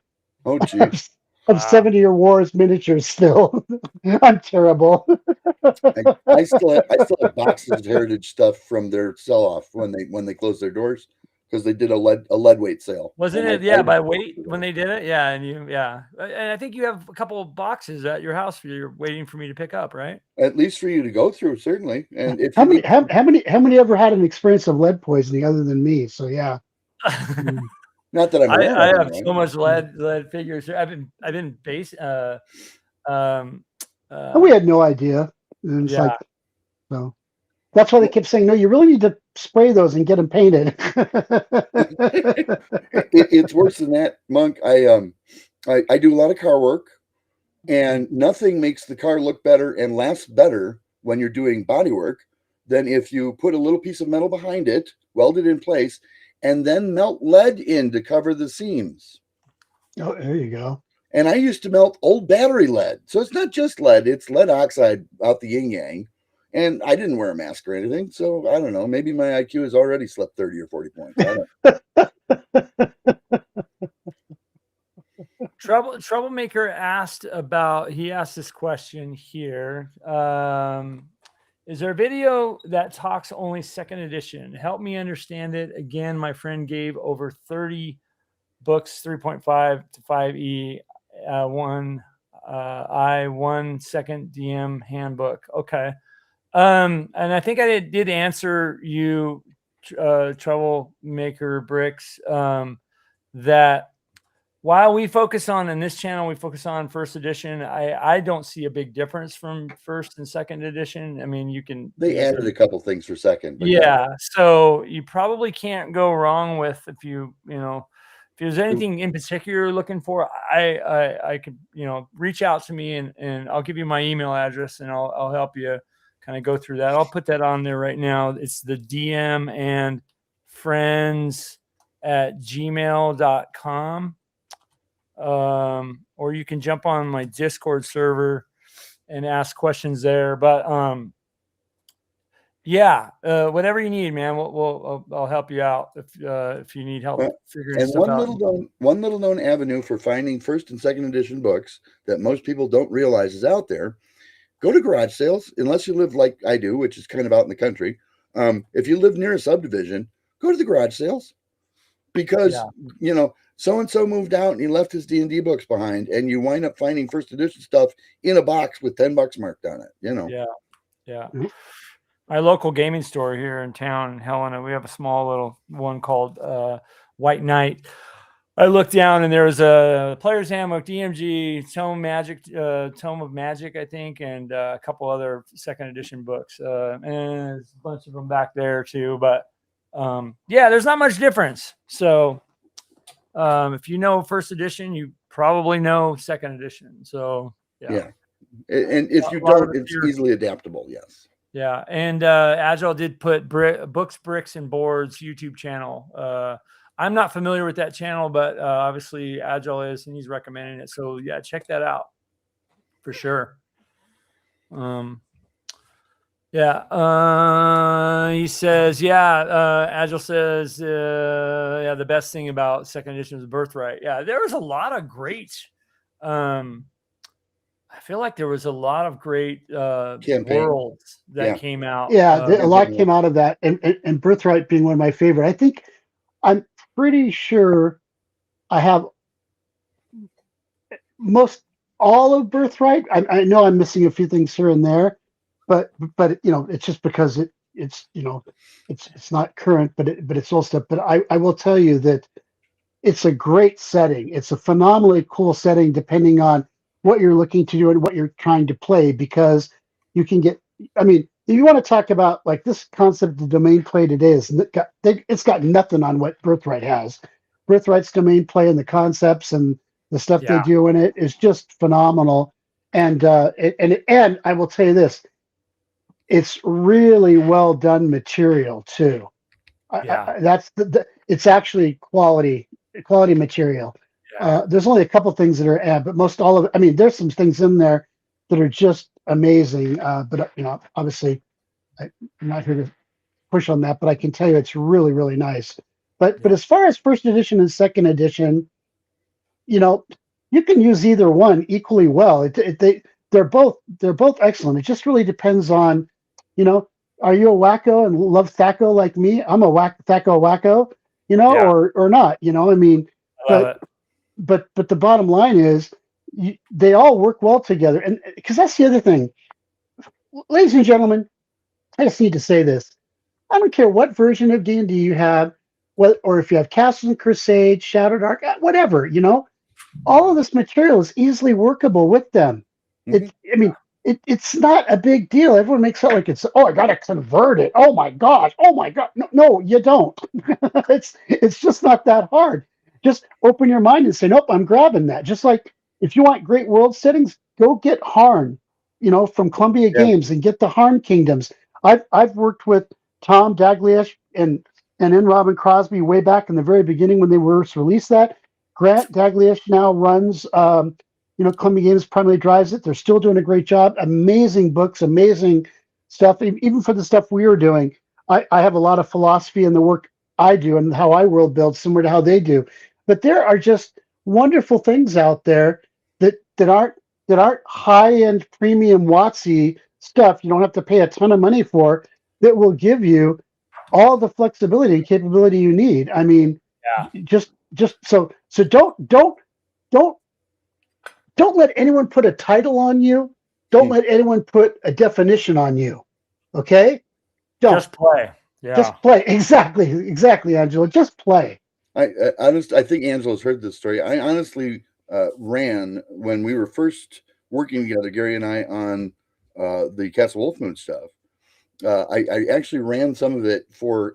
I was the president of Friends Hobbies Game Club down in Waukegan, and everybody wanted to play something different. This guy wanted to try Gary's new Legendary Adventure stuff, and this guy wanted to play First Edition, and this guy wanted to play 3.0 because we didn't have 3.5 yet. And I said, let's do them all. And so I honestly ran the game simultaneously for everybody in a single party, where this guy was playing 3.0, and this guy was playing First Edition, and this guy was playing Legendary Adventure. It's that easy to convert. Yeah. And I would just do it on the fly for each and every encounter. And, why not? Because it's not about the rules you use. It's about the stories you tell together. You brought up Legendary Adventures, because one of the things that really frustrated me is how much the world attacked Gary, and especially WotC attacked Gary, and kept getting in the way of anything he tried to produce. Because I have stuff from Arneson that he tried to do. I have stuff from Gary. But I will say that I do have, I apologize for this, but I do have 2 of the 200 copies ever done of Legendary Adventures signed by Gary Gygax. You have the author's edition, yes. Yeah, the author's edition of it. And which one are you missing? I have 2 of them, but yes, and we did author's editions on all 3. Yep. And I think I've got all 3 of them up here, but yeah. So and it's so sad because Arneson did another game too, and Adventures in Fantasy, and I want to talk about that because for those who don't know it, it's real interesting because he did these books and they were 3 books, typical 3 books, but now they're 8.5 by 11 books. Right. Yeah. But one was printed all in red, red. One was printed all in green. One was printed all in blue. And I used to joke when reading the book that was all done in red type, trying to read that was like akin to staring at the sun for 30 minutes directly. By the time you were done reading it, you were just outrageously furious, but you weren't sure. Yeah. Exactly. But what's interesting is there were good ideas in there, but these 2 men just did not get a fair shake, even though they gave us the hobby we have today. Yeah. Well, and they all made mistakes during their lives. I mean, Gary and I were very good friends. But it was funny when we were at Gen Con together. He was there in my booth on my behalf, but he was also there on behalf of Gen Con. And so they had claims on his time, and they assigned him to a signing session with Dave Arneson. And Gary looked at me and says, "I'm not going up there." And I looked him in the eye and I said, "What are you, 3? This guy was your friend for 12, 15 years. And you're, I'm not going to go up there. Like, what, are you going to sit in the corner and pout? And so I walked him up to that stage, and I said, "You get up there and you shake the guy's hand." I said, "We're done. I'm going to pack my shit and go home." And fine. And he went up, shook his hand, didn't say a word to him, but he did shake his hand. And I felt like, friendship is worth so much more than any other fight you guys might be having. If you wasn't sleeping with your wife, Gary, I don't understand the problem. I really don't. Yeah. Oh, well, that's me. That's kind of what we were talking about earlier, man. It was life's too short. Your dog or something? Life's too short. Yeah. Life's too short. That's the kind of crap. And Dave was a great guy. Yeah. He was a very friendly guy, easy to talk to. And I don't know. They were both easy to talk to, both great people, Yes. and they both had unique gaming styles, you know. Yes. And it's a crack up too. I mean, it's I can explain it, but it's nothing like having done it, because especially Arneson, they were great. All I can say is at least I have that, you know. So Yeah. Dave Arneson used to have cocktails with my wife and I, like clockwork, once a year on the Wednesday before the start of the Gamma show in Las Vegas. And we would spend a couple hours, and I would buy him a couple cocktails, and we would get reacquainted. And he was a wonderful guy and smart. oh yeah. Oh well, that's neither here nor there. Evening Swords and Stones. Good to see you, man. Yeah. I am, and for those wondering, so that we can get back to topic, I'm more old school only because I really think that the story should be under the dungeon master should be in charge of the story. Now, the funny thing is, he's not in charge of writing it. That's what the characters do. Okay, so when I write an adventure, for instance, I do write the entire backstory for the adventure right up to the point that the adventure begins, and after that, anything can happen. You want to know why things are the way they are when you start going through the adventure. So you need that backstory. But the characters are supposed to write the story, not the GM. The GM, however, is supposed to give all the rulings and be in control so that there's a certain destiny factor involved. And you don't wind up with S1, the Tomb of Horrors, becoming the new condo they made out of the pyramid that was deserted, Condo. Yeah. That's really cool. There's the number 3 condo. It's got a skull in it and everything. Yeah, no. Yeah. Too funny. Jeez. I do want to before I forget, I do want to do the second giveaway tonight, because we did reach that undisclosed goal that of 5 super chats, which, man, I thank you guys for doing that. And I didn't announce it, but I was like, well, you know what, if I get 5 tonight, I will do a second old school module. We're talking old school. This one in particular, some of you guys might be familiar with, and like I said, another play copy, guys, another play copy. So it's been written in, it's been played, but this has been untouched. This is a great, what are these called, Chris? I always miss the folds. What's the technical term for this? Oh, it's just a loose cover. Loose cover, okay, but there was something else. There was trifold, bifold. Well, those are GM screens. Yeah, if they have 3, that's a trifold, and if it's got 4, it's a quadfold. Yeah, and this is just a single. But anyways, this is a copy of UK1. Okay, so Beyond the Crystal Cave, which is a really fun module. Crazy, it's not one of the UK modules. Yeah. So really clean outside copy, but then when you get inside, it's got highlighting, stuff like that. So if you win it and you already have a copy, pass it on to someone, or go on RPG auctions and sell it, whatever you want to do. So but anyways, so I'm going to ask a question like I did the last one. The last question was, what was the cost of a 10-foot pole in the Player's Handbook, first edition? And Mark the Shark got that one. So, are you guys ready for this? Yes, we are. We're all ready for this. Okay, so I'm going to ask a question. What question should I ask? Well, you want me to give you an encounter, and the best answer you get in the next or the first? No. I want a question that not an encounter. Because I have a beautiful. Okay, there's a type 6 demon on a bridge, and he stands before you with his fiery whip and blade held out to interdict any that might attempt to pass. And he says, "None shall pass." How do you get past them? Yeah, Chris, I said no. Oh, so thank you, though. I missed that part. I did. All right, you guys. I'm going to ask a very simple question. Not really.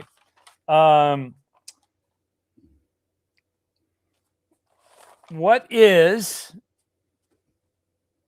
the title of a 10th level monk? Oh, that's a good question. I love that.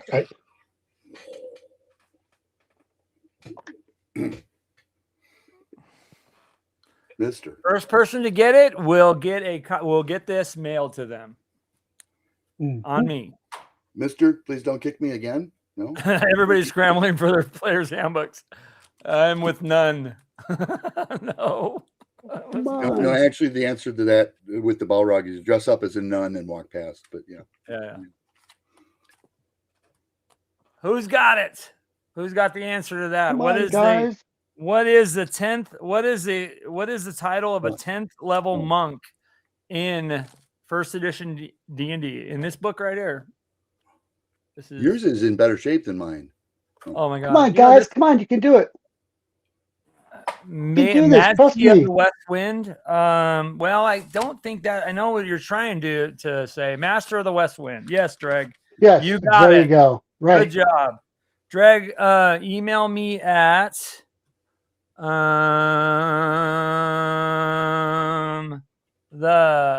DM and Friends. And at that point, you had an accumulated hit points of 11. At that point, 11 on your 4-sided dice. Yeah, you can have about 44 maximum hit points. Yeah, exactly. Yeah. Well, the average would be 31.5. But you realize to be a Master of the West Wind, I mean, you had to have between 500,000 and 700,000 experience points. Yeah, it's a lot. Well, it's not possible with Angelo. I mean, no, I'm sorry. Was it no? With my game. Yeah, I think we actually in our game currently, Agile, we have a monk in the group. I think he's 7th or 6th level. I can't remember exactly. Nice. But he's actually playing because I do allow Oriental Adventures. Okay. So he's playing one with kind of out of the OA. Which I think he's got a fighting style of something Art of the Dragon or something like that. It was out of Dragon magazine, but yeah, it's actually pretty fun. He's done some pretty interesting things in our group in our game. King Yellow. So. Yes, King Yellow, you win. Yeah. Except there's nothing to win in mine. Angelo had an actual contest. So. Yeah. Congratulations, Dreg. Good job, man. Oh, King Yellow B8C is the answer to Chris's question to dress as a nun. Yes. Yes. Because the nun shall pass. Oh, yeah. That's right. The nun shall pass. You've asked that on a previous Look, Chris is let's just call Chris is a dork. I mean, when it comes, he's got total. I have the best dad jokes, but Chris has the best D&D dork jokes. You know. Yeah. Well, he wrote what is that one where you had the the pig Latin in it? What was the entire EggPay series? Yeah. Yeah, the EggPay series. Yeah, which I was at a con that you ran it, and I sat in on that game, and it was hilarious. Did you play in my head hurt after the game? I'll just say that because good. Yeah, I was trying to decipher Pig Latin, and that just messes with me. But yeah, but funny, Swords and Stones, you're taking off. It's good to see you, man. Thank you so much. Thanks for popping in, man. Yeah, good stuff. Good stuff. I do want to, I know that, Agile, you're shying away from this a little bit, and I do want to, but I do like to do this in our live streams. I do like to bring up, because that's kind of part of what the DM and Friends is about. But I want to bring up the fact that you do have a Kickstarter coming. I do want to promote the Consortium stuff, a project that you got. So I am going to bring it up, whether you like it or not. I would like for you to talk about it just a little bit. You don't need to get all, and I'm not here to try to embarrass you, but I'm proud of what you're doing. So, I'm going to bring up a little QR code that people can scan to go to that, to just get on well, you talk about it. Yeah. Yeah, I mean, my son and I were both veterans, as mentioned earlier, and my other best friend is named a guy named Dave, but he's also a veteran. And we have this veteran-owned small business, and what we're trying to do is we're trying to create for the hobby and the industry, but we're trying to create with this give and take concept where we're creating. So one of our first projects we're putting out there is AgileMonk presents the Wondrous and Dangerous Consortiums in the Zendria World Lore Book, and what that is there's is basically consortiums book is, think of it as organizations, but consortium is a much cooler word than organizations. But that's your factions, like your secret societies, your orders, your guilds, your factions, your cults and all that stuff. And as we got that book, but the difference is all of our books are also teaching books. So we actually show you how to create them, how to design, discover, develop them, and build them out, and make them part of a living world. Then with the Zendria World book, that's a nice collaboration on building a world, because I'm a big world builder. And what that world does is there's also a teaching element to it, because we give you a world to play in, but we also give you, we also have, not instead of just a couple of pages like you see in a lot of books today, we give you full chapters on how to run West Marches the way we did it back when I was running for 50 players. 70s, 80s, doing West Marches the way it was originally designed, plus how to do a sandbox, a whole chapter on developing your sandbox, how to do that, plus how to use all this stuff. And then between the consortiums book with all the fact, all those organizations, we have these 8 different adventures that basically introduce you, and they get higher level. Like first they're 4 to 5 characters of 1 to 2nd level, and what's nice is the consortiums book is system agnostic as well as the setting. So, but what we've done is, because the way we built this, the adventures we provide integrate everything within the 2 books. So they actually let you utilize the information, use it. You can drop it in your own world if you already have a world of your own, or you can play it in this world. But the best part about it is that something that I have helped teach to other creators is the concept of what I call a playbook or a stat book. So those of you in IT, you might know that a playbook or a run book in IT, you might know that's a similar thing. So what we've done is, so this is what's great. If you get the 8, the adventures, this is what's beautimous about it. We provide playbooks for D&D, for Castle and Crusades, Shadow Dark, Tales of Valiant, Nimble, all these games, OSR games like that. So what happens is you get 8 adventures, but initially there's at least 5 rule systems that they support. So the stat playbooks give you all you need. So all you have to have is, oh, cool, I've got everything I need in the 2 books. I've got the adventure, and all I have to do is look up the stat and playbook for whatever rule system I want to use. And I just have to put it in front of me and I'm ready to go. So basically I can make it work. So you're actually getting, so with the first 5 rule systems, that's 40 adventures. 8 times 5 is still 40, right? Right? Yeah. Okay. And then we have 5 more there, depending on the stretch goals, for 5 more rule systems. So now that's another thing. But then on top of that, with the world setting, and this is something we're very proud of, not only do we give you in the adventures all the VTT tokens for the characters, the NPCs, and all that, but with the world book, we give you, there's 3 continents, and not only is there plenty of room to create your own areas on it, but we actually provide 10 cities/towns in each of the continents. And what I mean by that is we actually define all of them in the book that we have on the world map, but you get, this is what's beautimous, 10 maps on each continent, so a total of 30 maps, 5 variations of that map, so you can see what those cities would look like depending on the time of year or season. So that's 150 digital maps that you get. But here's the thing that's going to blow you away. They're 8K resolution. So when you blow them up, you can blow them up down to the littlest building or littlest fire and see the detail on each of those maps. Okay? I mean, it's I like to think it's blow you away cool, because to the point where some of the better people in this hobby that have been around creating for a long time have said, "Oh my gosh, AgileMonk, those maps! I want to know how." That's well, Chris saw the maps. That's why he wanted to talk maps with me and do stuff because you're saying, I like to think we know maps, and I slept at a Holiday Inn tonight too. One of those deals, right? I joke, but and I don't know. I mean, if I'm able to, if my good friend here, Mr. Angelo, will let me, I will do a screen share real quick. Let me stop this really quick here. And I will show you an example of some of these maps. Sharing is caring. Sharing is caring. That's right. Okay.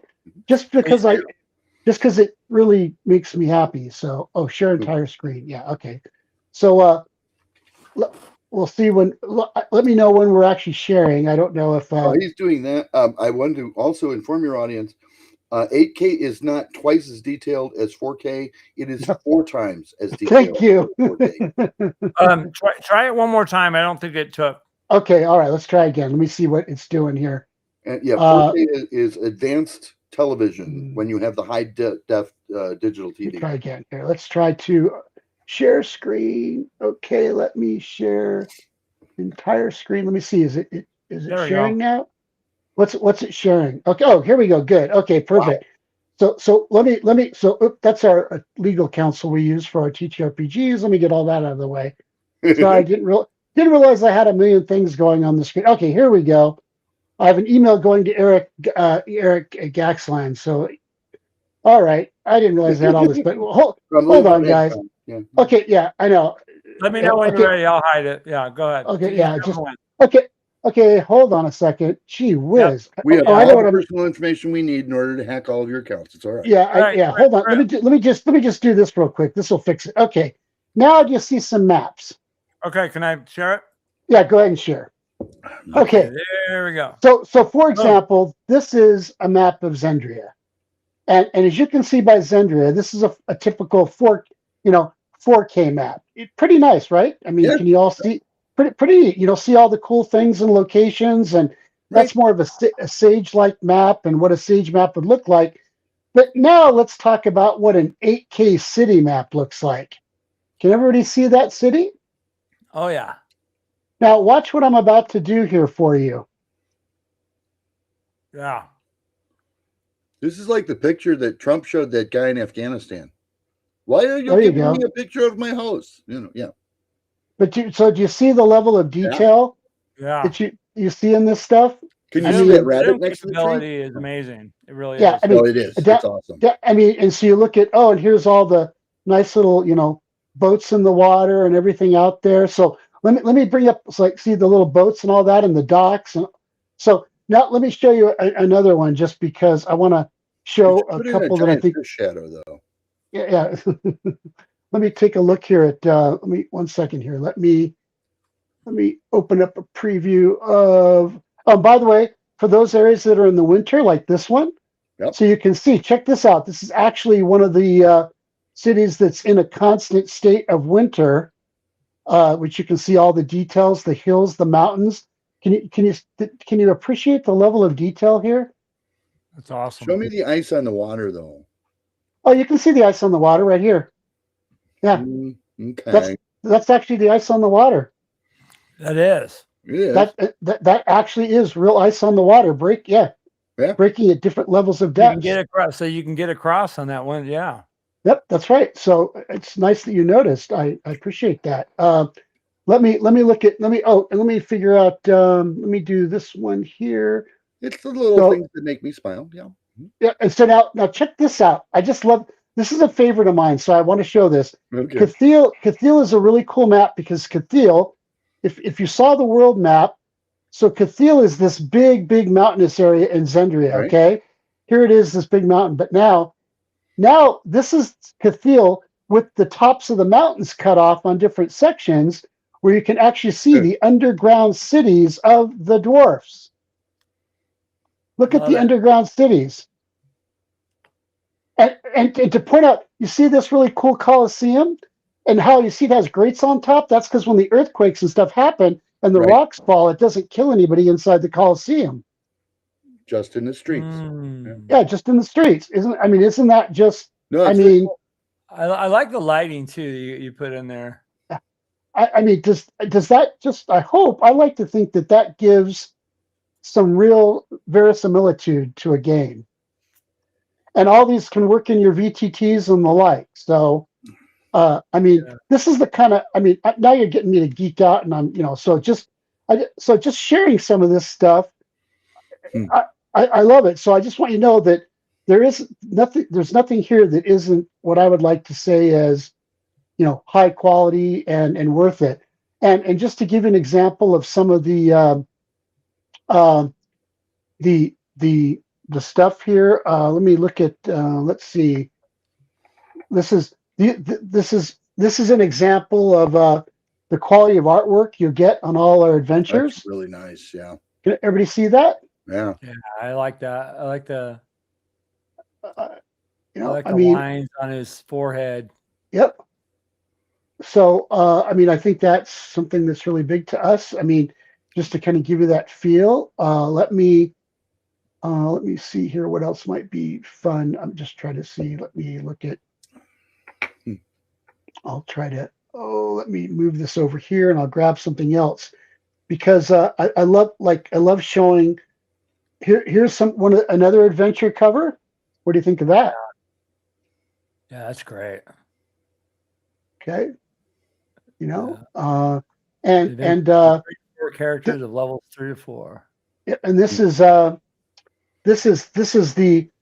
phenomenal artwork for the Consortiums cover. This is just the artwork, not the cover, but the artwork. This is a concept that myself and Rick Hershey put together, because as the guy who kind of directed the art for a lot of this, that's me, and worked with him to create.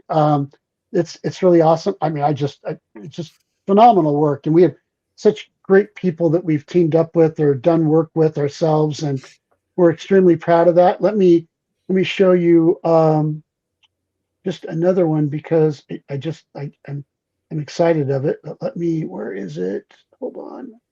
Oh, and then by the way, inside the material you'll get character art for all the different races and species available. Now, but this is cool. So for all of you GMs out there, not only do you get the world setting and you get the search book, but if you sign up, you get a free player's guide to Zendria. And inside the player's guide, you get a free PDF of that. But here's what's really cool, because we want the GM to have as much free agency as the players. What we've done is, while we say that there's certain races, species, ethnicities that might exist in Zendria, what you can do is you can determine what ones are played, because guess what? Not only do we give you the free player's guide, we actually give you the master Word document, so you can go in and edit anything in the player's guide, modify it so that you can make it custom for your world. Then you can PDF it back up and hand it to your players and say, here you go. This is my version of the Zendria player guide. Yeah, it's awesome. I hope I like that artwork there. It's really good. The details in the shirt and. Oh yeah, matter of fact, what's another? Okay. I normally wouldn't show this, but since we're here tonight, this is one of the full-page pieces of artwork for one of the chapters in the Zendria world setting. Yeah, that's good, dude. So anyway, thanks for letting me share. I appreciate it. That's really good, dude. I hope everyone is, getting something out of that. It's very kind of you, but it's just the art. I can tell you this: the artwork is all phenomenal. But wait, I forgot to share with you. When you buy the books, not only do we give you all the artwork and imagery, but guess what? If you want to build something based on Zendria, Consortiums, or anything, we let anybody for free use anything we've created. Except you can't you can't take all our maps and resell them. We're not going to let you do that. But you can take all the stuff we've done. You can take a city, whatever you want. You can go build an adventure or build more stuff for it and sell it. And all you have to do is give us credit that it's to FCW Fantasy Creating Workshops. because we want creators, especially small independent creators, to be able to leverage everything we've done and go in there and basically create their own stuff and be able to make a little bit of money doing it and finally become a creator on their own. And Right. if you want, you can actually come to us and we have a project management site and all that, and we will help you through that process and help you get published too, if you so choose or so desire, as long as you are serious about it and, want to do a good job. Because we really want to help. That's what this is all about. This goes back to giving and take. I want to give back. Yeah. Okay. And I mean, I really do. And this is the way we're going to do it. And this is the way our company is going to operate. I mean, and for those of you who don't know, and maybe what I'll do here is just to give you an example, I'm going to show something real quick here. Most people don't even know it because, like I said, I don't like talking about myself, and I don't like talking about the stuff I've done. So it kind of bugs me that I don't like that, because I don't like ego and I prefer humility. But one of the things we've created out there, and I'm gonna show it to you, is we have this free site. Can everyone see this on the screen? Yeah. So this is called this is called the TTRPG Guild. Oh yeah, I'm gonna go ahead and sign in as myself here. This is a free site, and you know what we do? There's no Google ads, there's no marketing, there's no anything. What we do is we talk about all the benefits and support of the game, and what we do is we go out there and we promote all of these creators and people, their YouTube channels, their articles, whatever, to help, and we do it all for free, like that Books, Bricks, and Boards. This is Justin's channel. We do all this stuff, and we let them promote themselves. We have all these different channels based on all the channels you can see on the left. 13th Age, Avatar, Cthulhu, whatever it is, OSR stuff, New SR, whatever, because our whole goal is to help promote other people and what they're doing, and they get all this free advertising and promotion, and I spend quite a bit of money to run the site out of my pocket personally every year, because like I said, there's no advertising here, no anything. You don't get any spam, you don't get anything here. And what's nice is you can decide which channels you want to sign up for, and then every week on Monday it curates the articles that go out, and we'll send you an email saying, hey, this was the new stuff that was posted. But no ads, no anything. There's no monetization. I don't do monetization. I do giving. Okay? And that's what's important. Okay? I do giving back. Okay? Yeah. So that's something you can also sign up for. And once again, free, nothing to it. And my biggest challenge is trying to keep up with all of it because of the things I've had going on lately. But I'm looking for people who want to help and volunteer to help do that too. But I hope, if anything, I just want to live by the integrity that my father taught me, and that I learned in the teams and the Green Bay community, and that I just want to make a difference, and I hope that all of you see that and understand that that's really the goal of what we're doing. So yeah, that's awesome, man. Yeah. And for those who want to know, our Kickstarter is launching in May. We may be having to push it back a couple weeks because, unfortunately, we built all of our products and we've actually finished them. One's been completely done, but we have one that still has to go to layout. But we're good. But the nice thing is our products are going to be done. So within 30 days after the Kickstarter is over, we'll be giving digital out.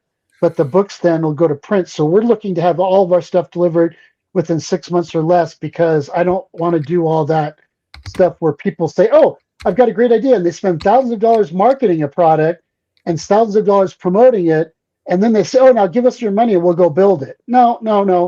We want to build it and do it. But unfortunately, you do have to market, and people don't know us. So because we didn't market first, we built first, we're having to catch up on the marketing to try to get the word out on this so that hopefully people will see it. But we're pretty happy. We've been in pre-launch, and we've got, I think, 207 followers already, and just most of that from people who know me or what we're doing. But here's the thing: everything we do supports supports the hobby, supports independent creators, veterans, teens, the like. And matter of fact, some other time, Angela, if you want to talk about, I can talk about what I call the Knights, Castles, and Crusades Club, which is the thing that I do in joint effort with Troller Games to support gaming for teens in stores and veterans and military service members. That's a whole other thing. But anyway, so. Yeah. Yeah, well, definitely. Well, let me figure out how to. Can you stop me from sharing? I think I lost my place. Let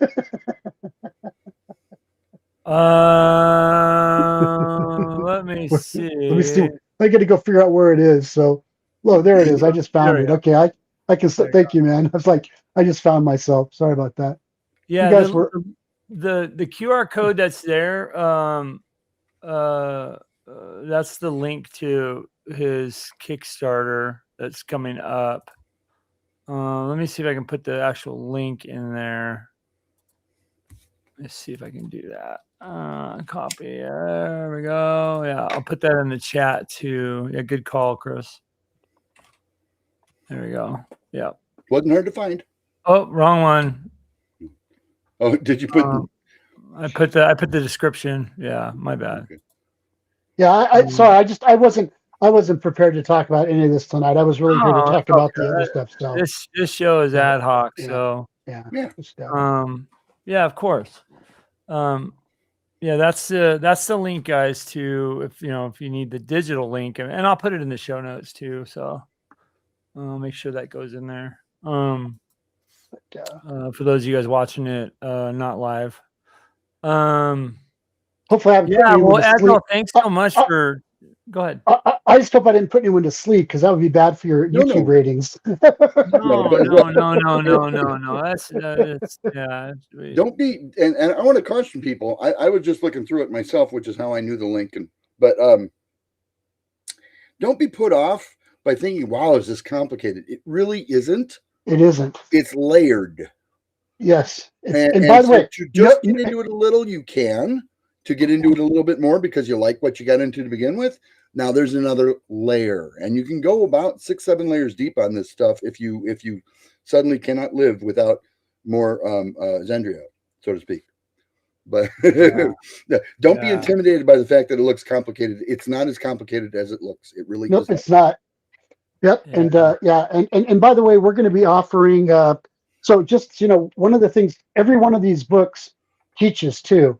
Because one of the things we want to do is, because my son, he's just turned 40 now, and he's a disabled veteran. But I started him in gaming at 3 years old, so he was pushed into it pretty early. But that's because I had to raise my son on my own. His biological mother, while I was off away on mission, decided to bail and leave me with the baby and took everything and all that. And so I raised my son. He met his biological mother when he was like 18, and developed a relationship there. But gaming was kind of our relationship and the friends I had. So he likes this thing. He always remembers, sitting on knees of my different military buddies or agency buddies and getting bounced on knees while playing games and watching. But I remember just, there were two things he loved. He loved watching the famous dinosaur movie cartoon with Petrie and all them, Petrie and all them. Land of the Lost. Land of the Lost. Thank you, Land of the Lost. Right. And he loved on VHS tape. By the way, that's how long ago.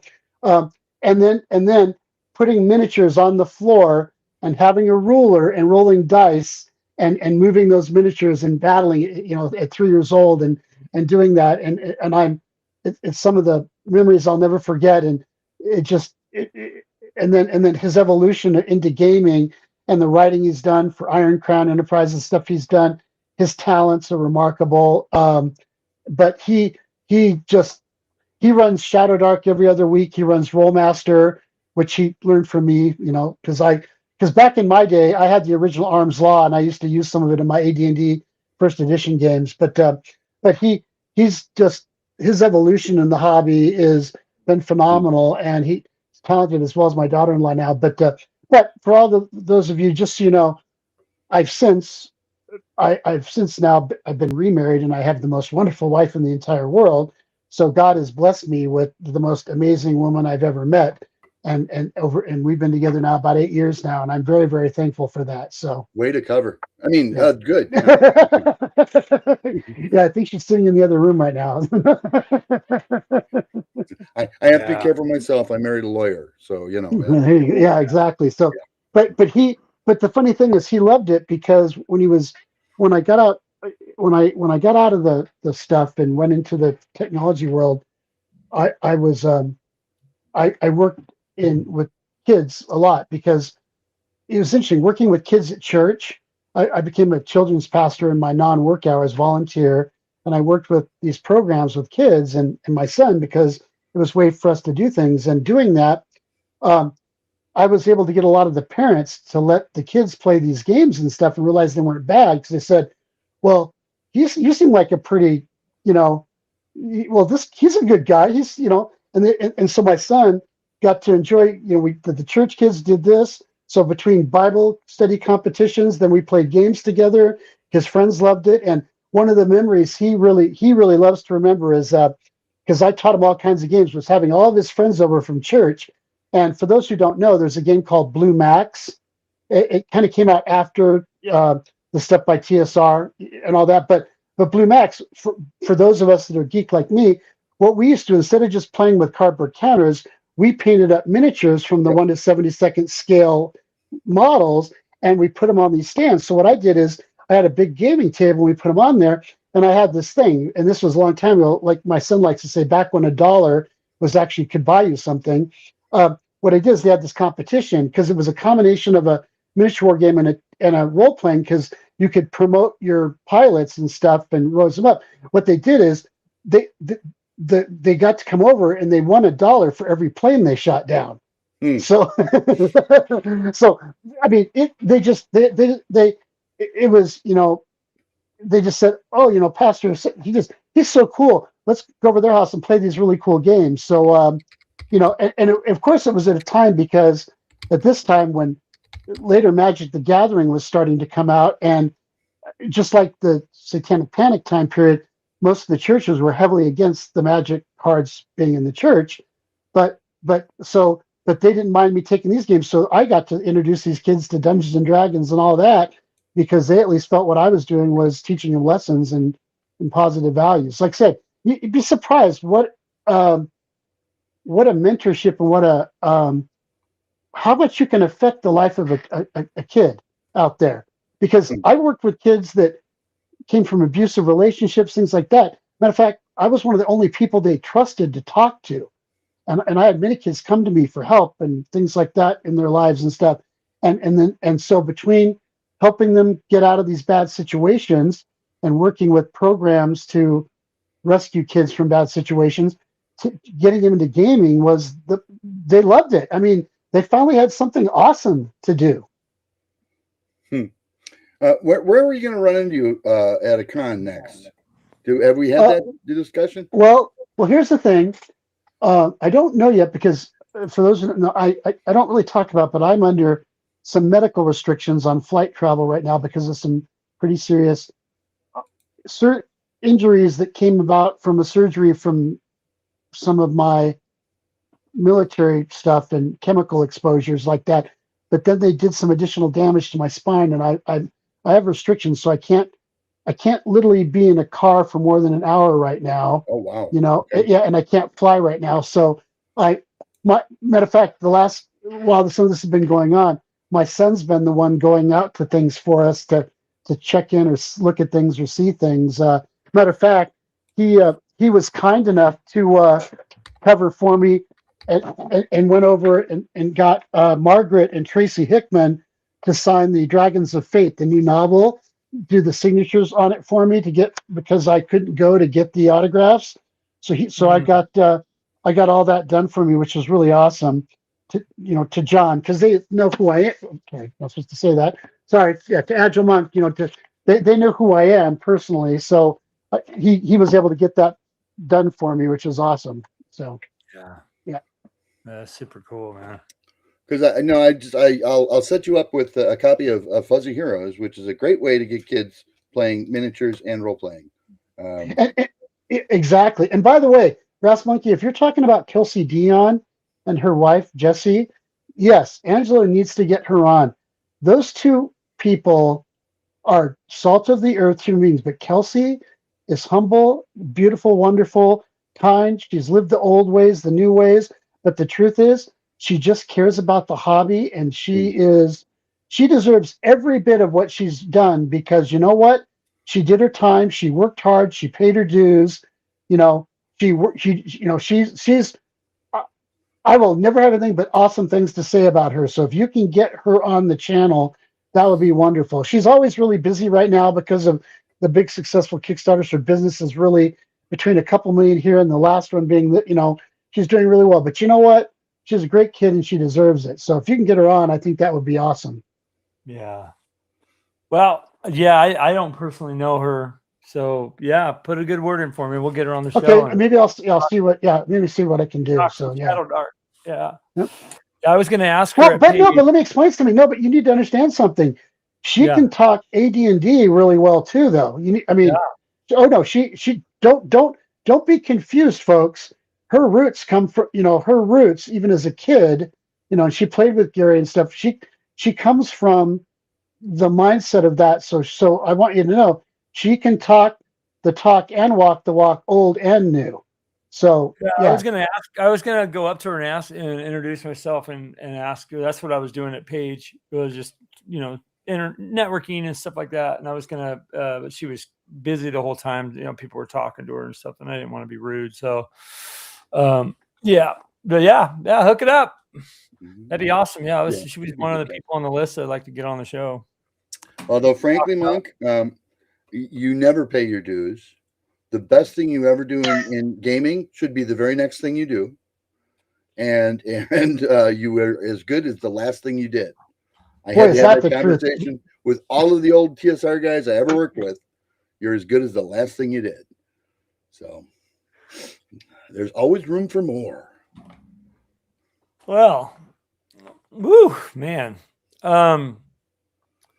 Chris Clark. Angelo, I am going to bring up Castle Wolfmoon. And why don't you give us? You have to, because you have to bring up Castle Wolfmoon, because I supported it, and gosh darn it, I needed to be successful because I put money on that puppy. Well,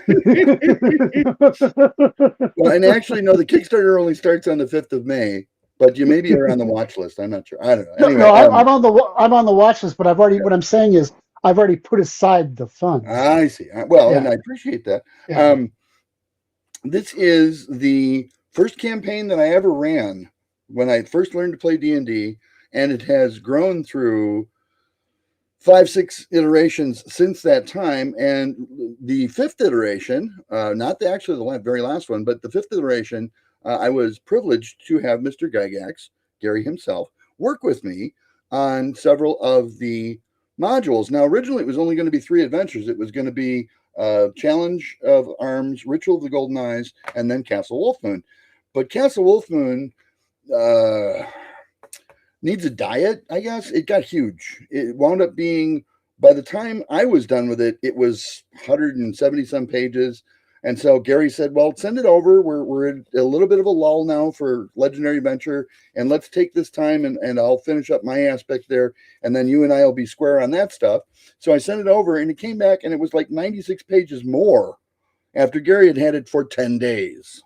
Yeah, he was ungodly on the amount of word count he could put out in a day. Oh, my goodness. Anyway, and so I looked through it and thought, well, I can cut some here, and I didn't want to cut anything, of course. So it just sat on my hard drive for all that time, although I played it at cons. Every other year I'd play something from it because I'd be showcasing somebody's new RPG system using it. And so a lot of people have been saying, when are you going to publish this? When are you going to publish it? It's like the industry's most famous piece of vaporware still existent that hasn't seen publication.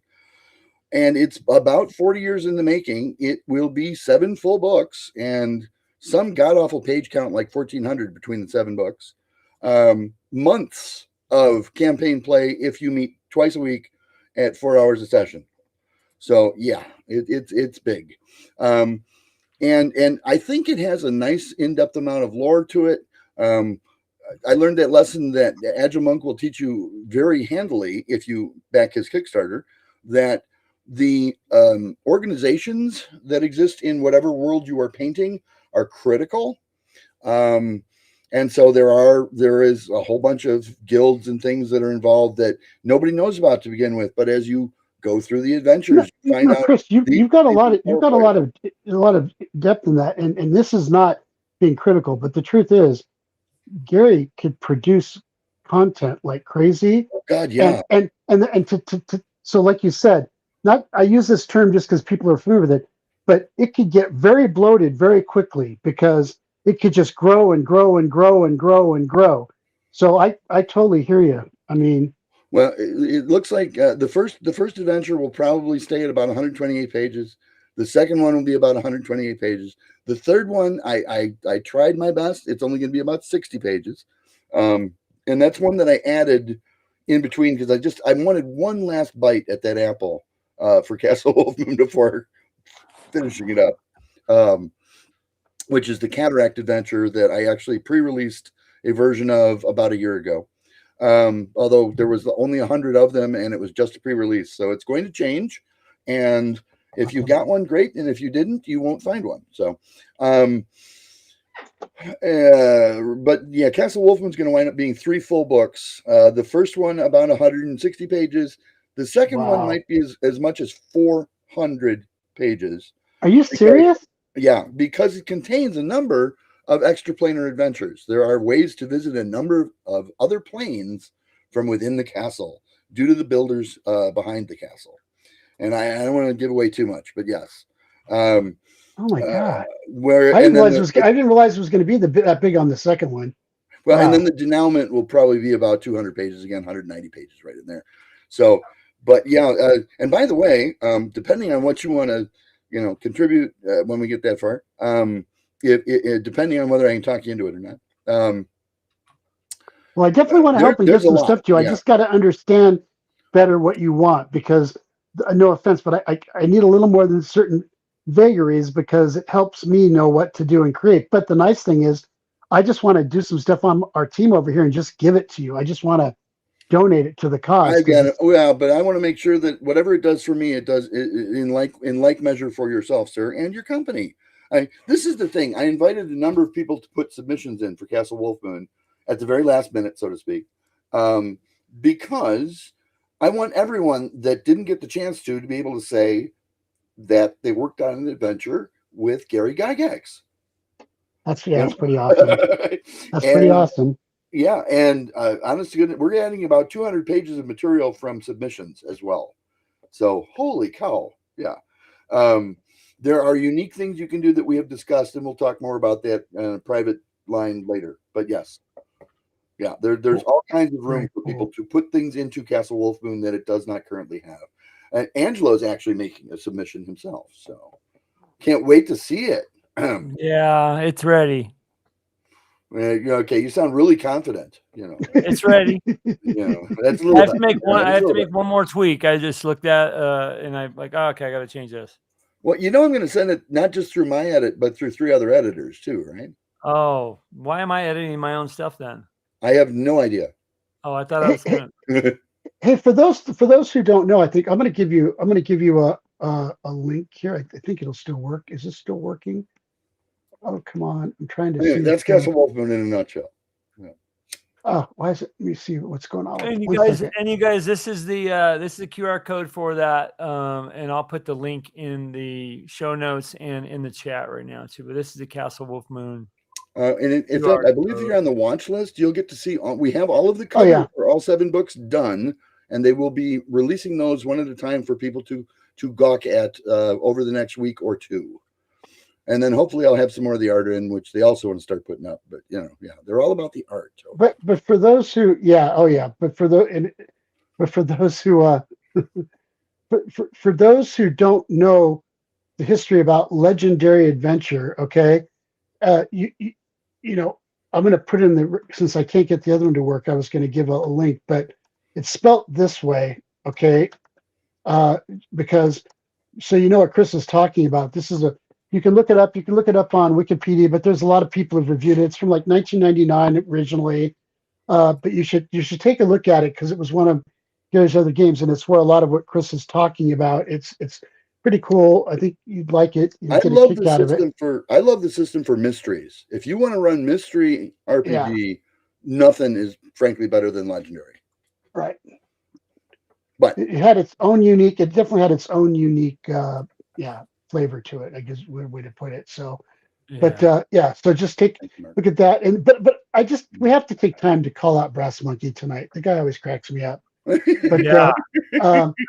But because this guy's like saying, "I'll see what I can do to get Kelsey." I bought her. I mean, I paid for several expensive meals she may have eaten. He's like, "Oh, I don't know her at all, but I'll hook, But if she's at Gen Con this year, I'll pitch the crud out of her." And then, And then she's like, "All right, I'll see what I can do." Oh, and then he goes, "It won't be my first restraining order." And I made the comment, we all need a restraining order here and there in our lives. But and then Mark the Shark goes, "Is that how you get people's autographs, Brass?" and he goes, metal bracelets keep you grounded." And he goes, "Yeah, mostly judges' autographs." But he goes, it says, unfortunately, they asked DM Angelo, "Can you keep the bracelets?" He goes, "Unfortunately, they don't let you keep the bracelets." Yeah. And he says the fuzzy ones are way cooler. Yeah. Yeah. So it's just, the guy's just hilarious. Yeah. So, I definitely bracelets if you marry a lawyer, because you don't get anything if you marry the lawyer and wind up divorced. You wind up. By the way, if you don't know, Glenn Finney's on, and by the way, Glenn is a really great guy. Those who don't know him. Yeah. Where is Glenn? Let's see. Glenn, you said you were running. Yeah, Glenn, you said you were running a lot this week. Physically running or running games? Tell me. Because I'm a runner too. So that's why I kind of piqued my. Tell me, Glenn. Yeah. Maybe he. Wow, this has been a really good. This has been a good show, guys. Well, it's been years since I got to play, so thanks for letting me play, Angelo. Yeah. I never get to play anymore. I have to run games. Well, this Thursday coming up, all of us are going to get on, and all of us, meaning all of us in the gaming group, and we're going to recap, and talk about, the campaign and things we've done, and it's been a pretty interesting last couple sessions. So we love you too, Brass. Yeah. So we're going to talk about it. Also, just so you know, and some of you guys on here that have expressed interest, I do have at least one seat open in my campaign, and I'm going to reach out to you guys. So we're going to have a meet and greet type of thing coming up. So get some. Those of you guys that know that reached out to me, I'll try to get you. I'll definitely try to get you in the campaign. Angelo. What's that? We love you, Agile. He's gonna scoot, man. I got to get moving too because I've got. Is tomorrow a good day to try and call Agile? I'm sorry. What? Is tomorrow a good day or no? Well, so tomorrow normally later in the afternoon would be, but we've got a family thing for one of the youngest. A special event that's happening, and so my day tomorrow is going to be gone. That's right. But what Monday?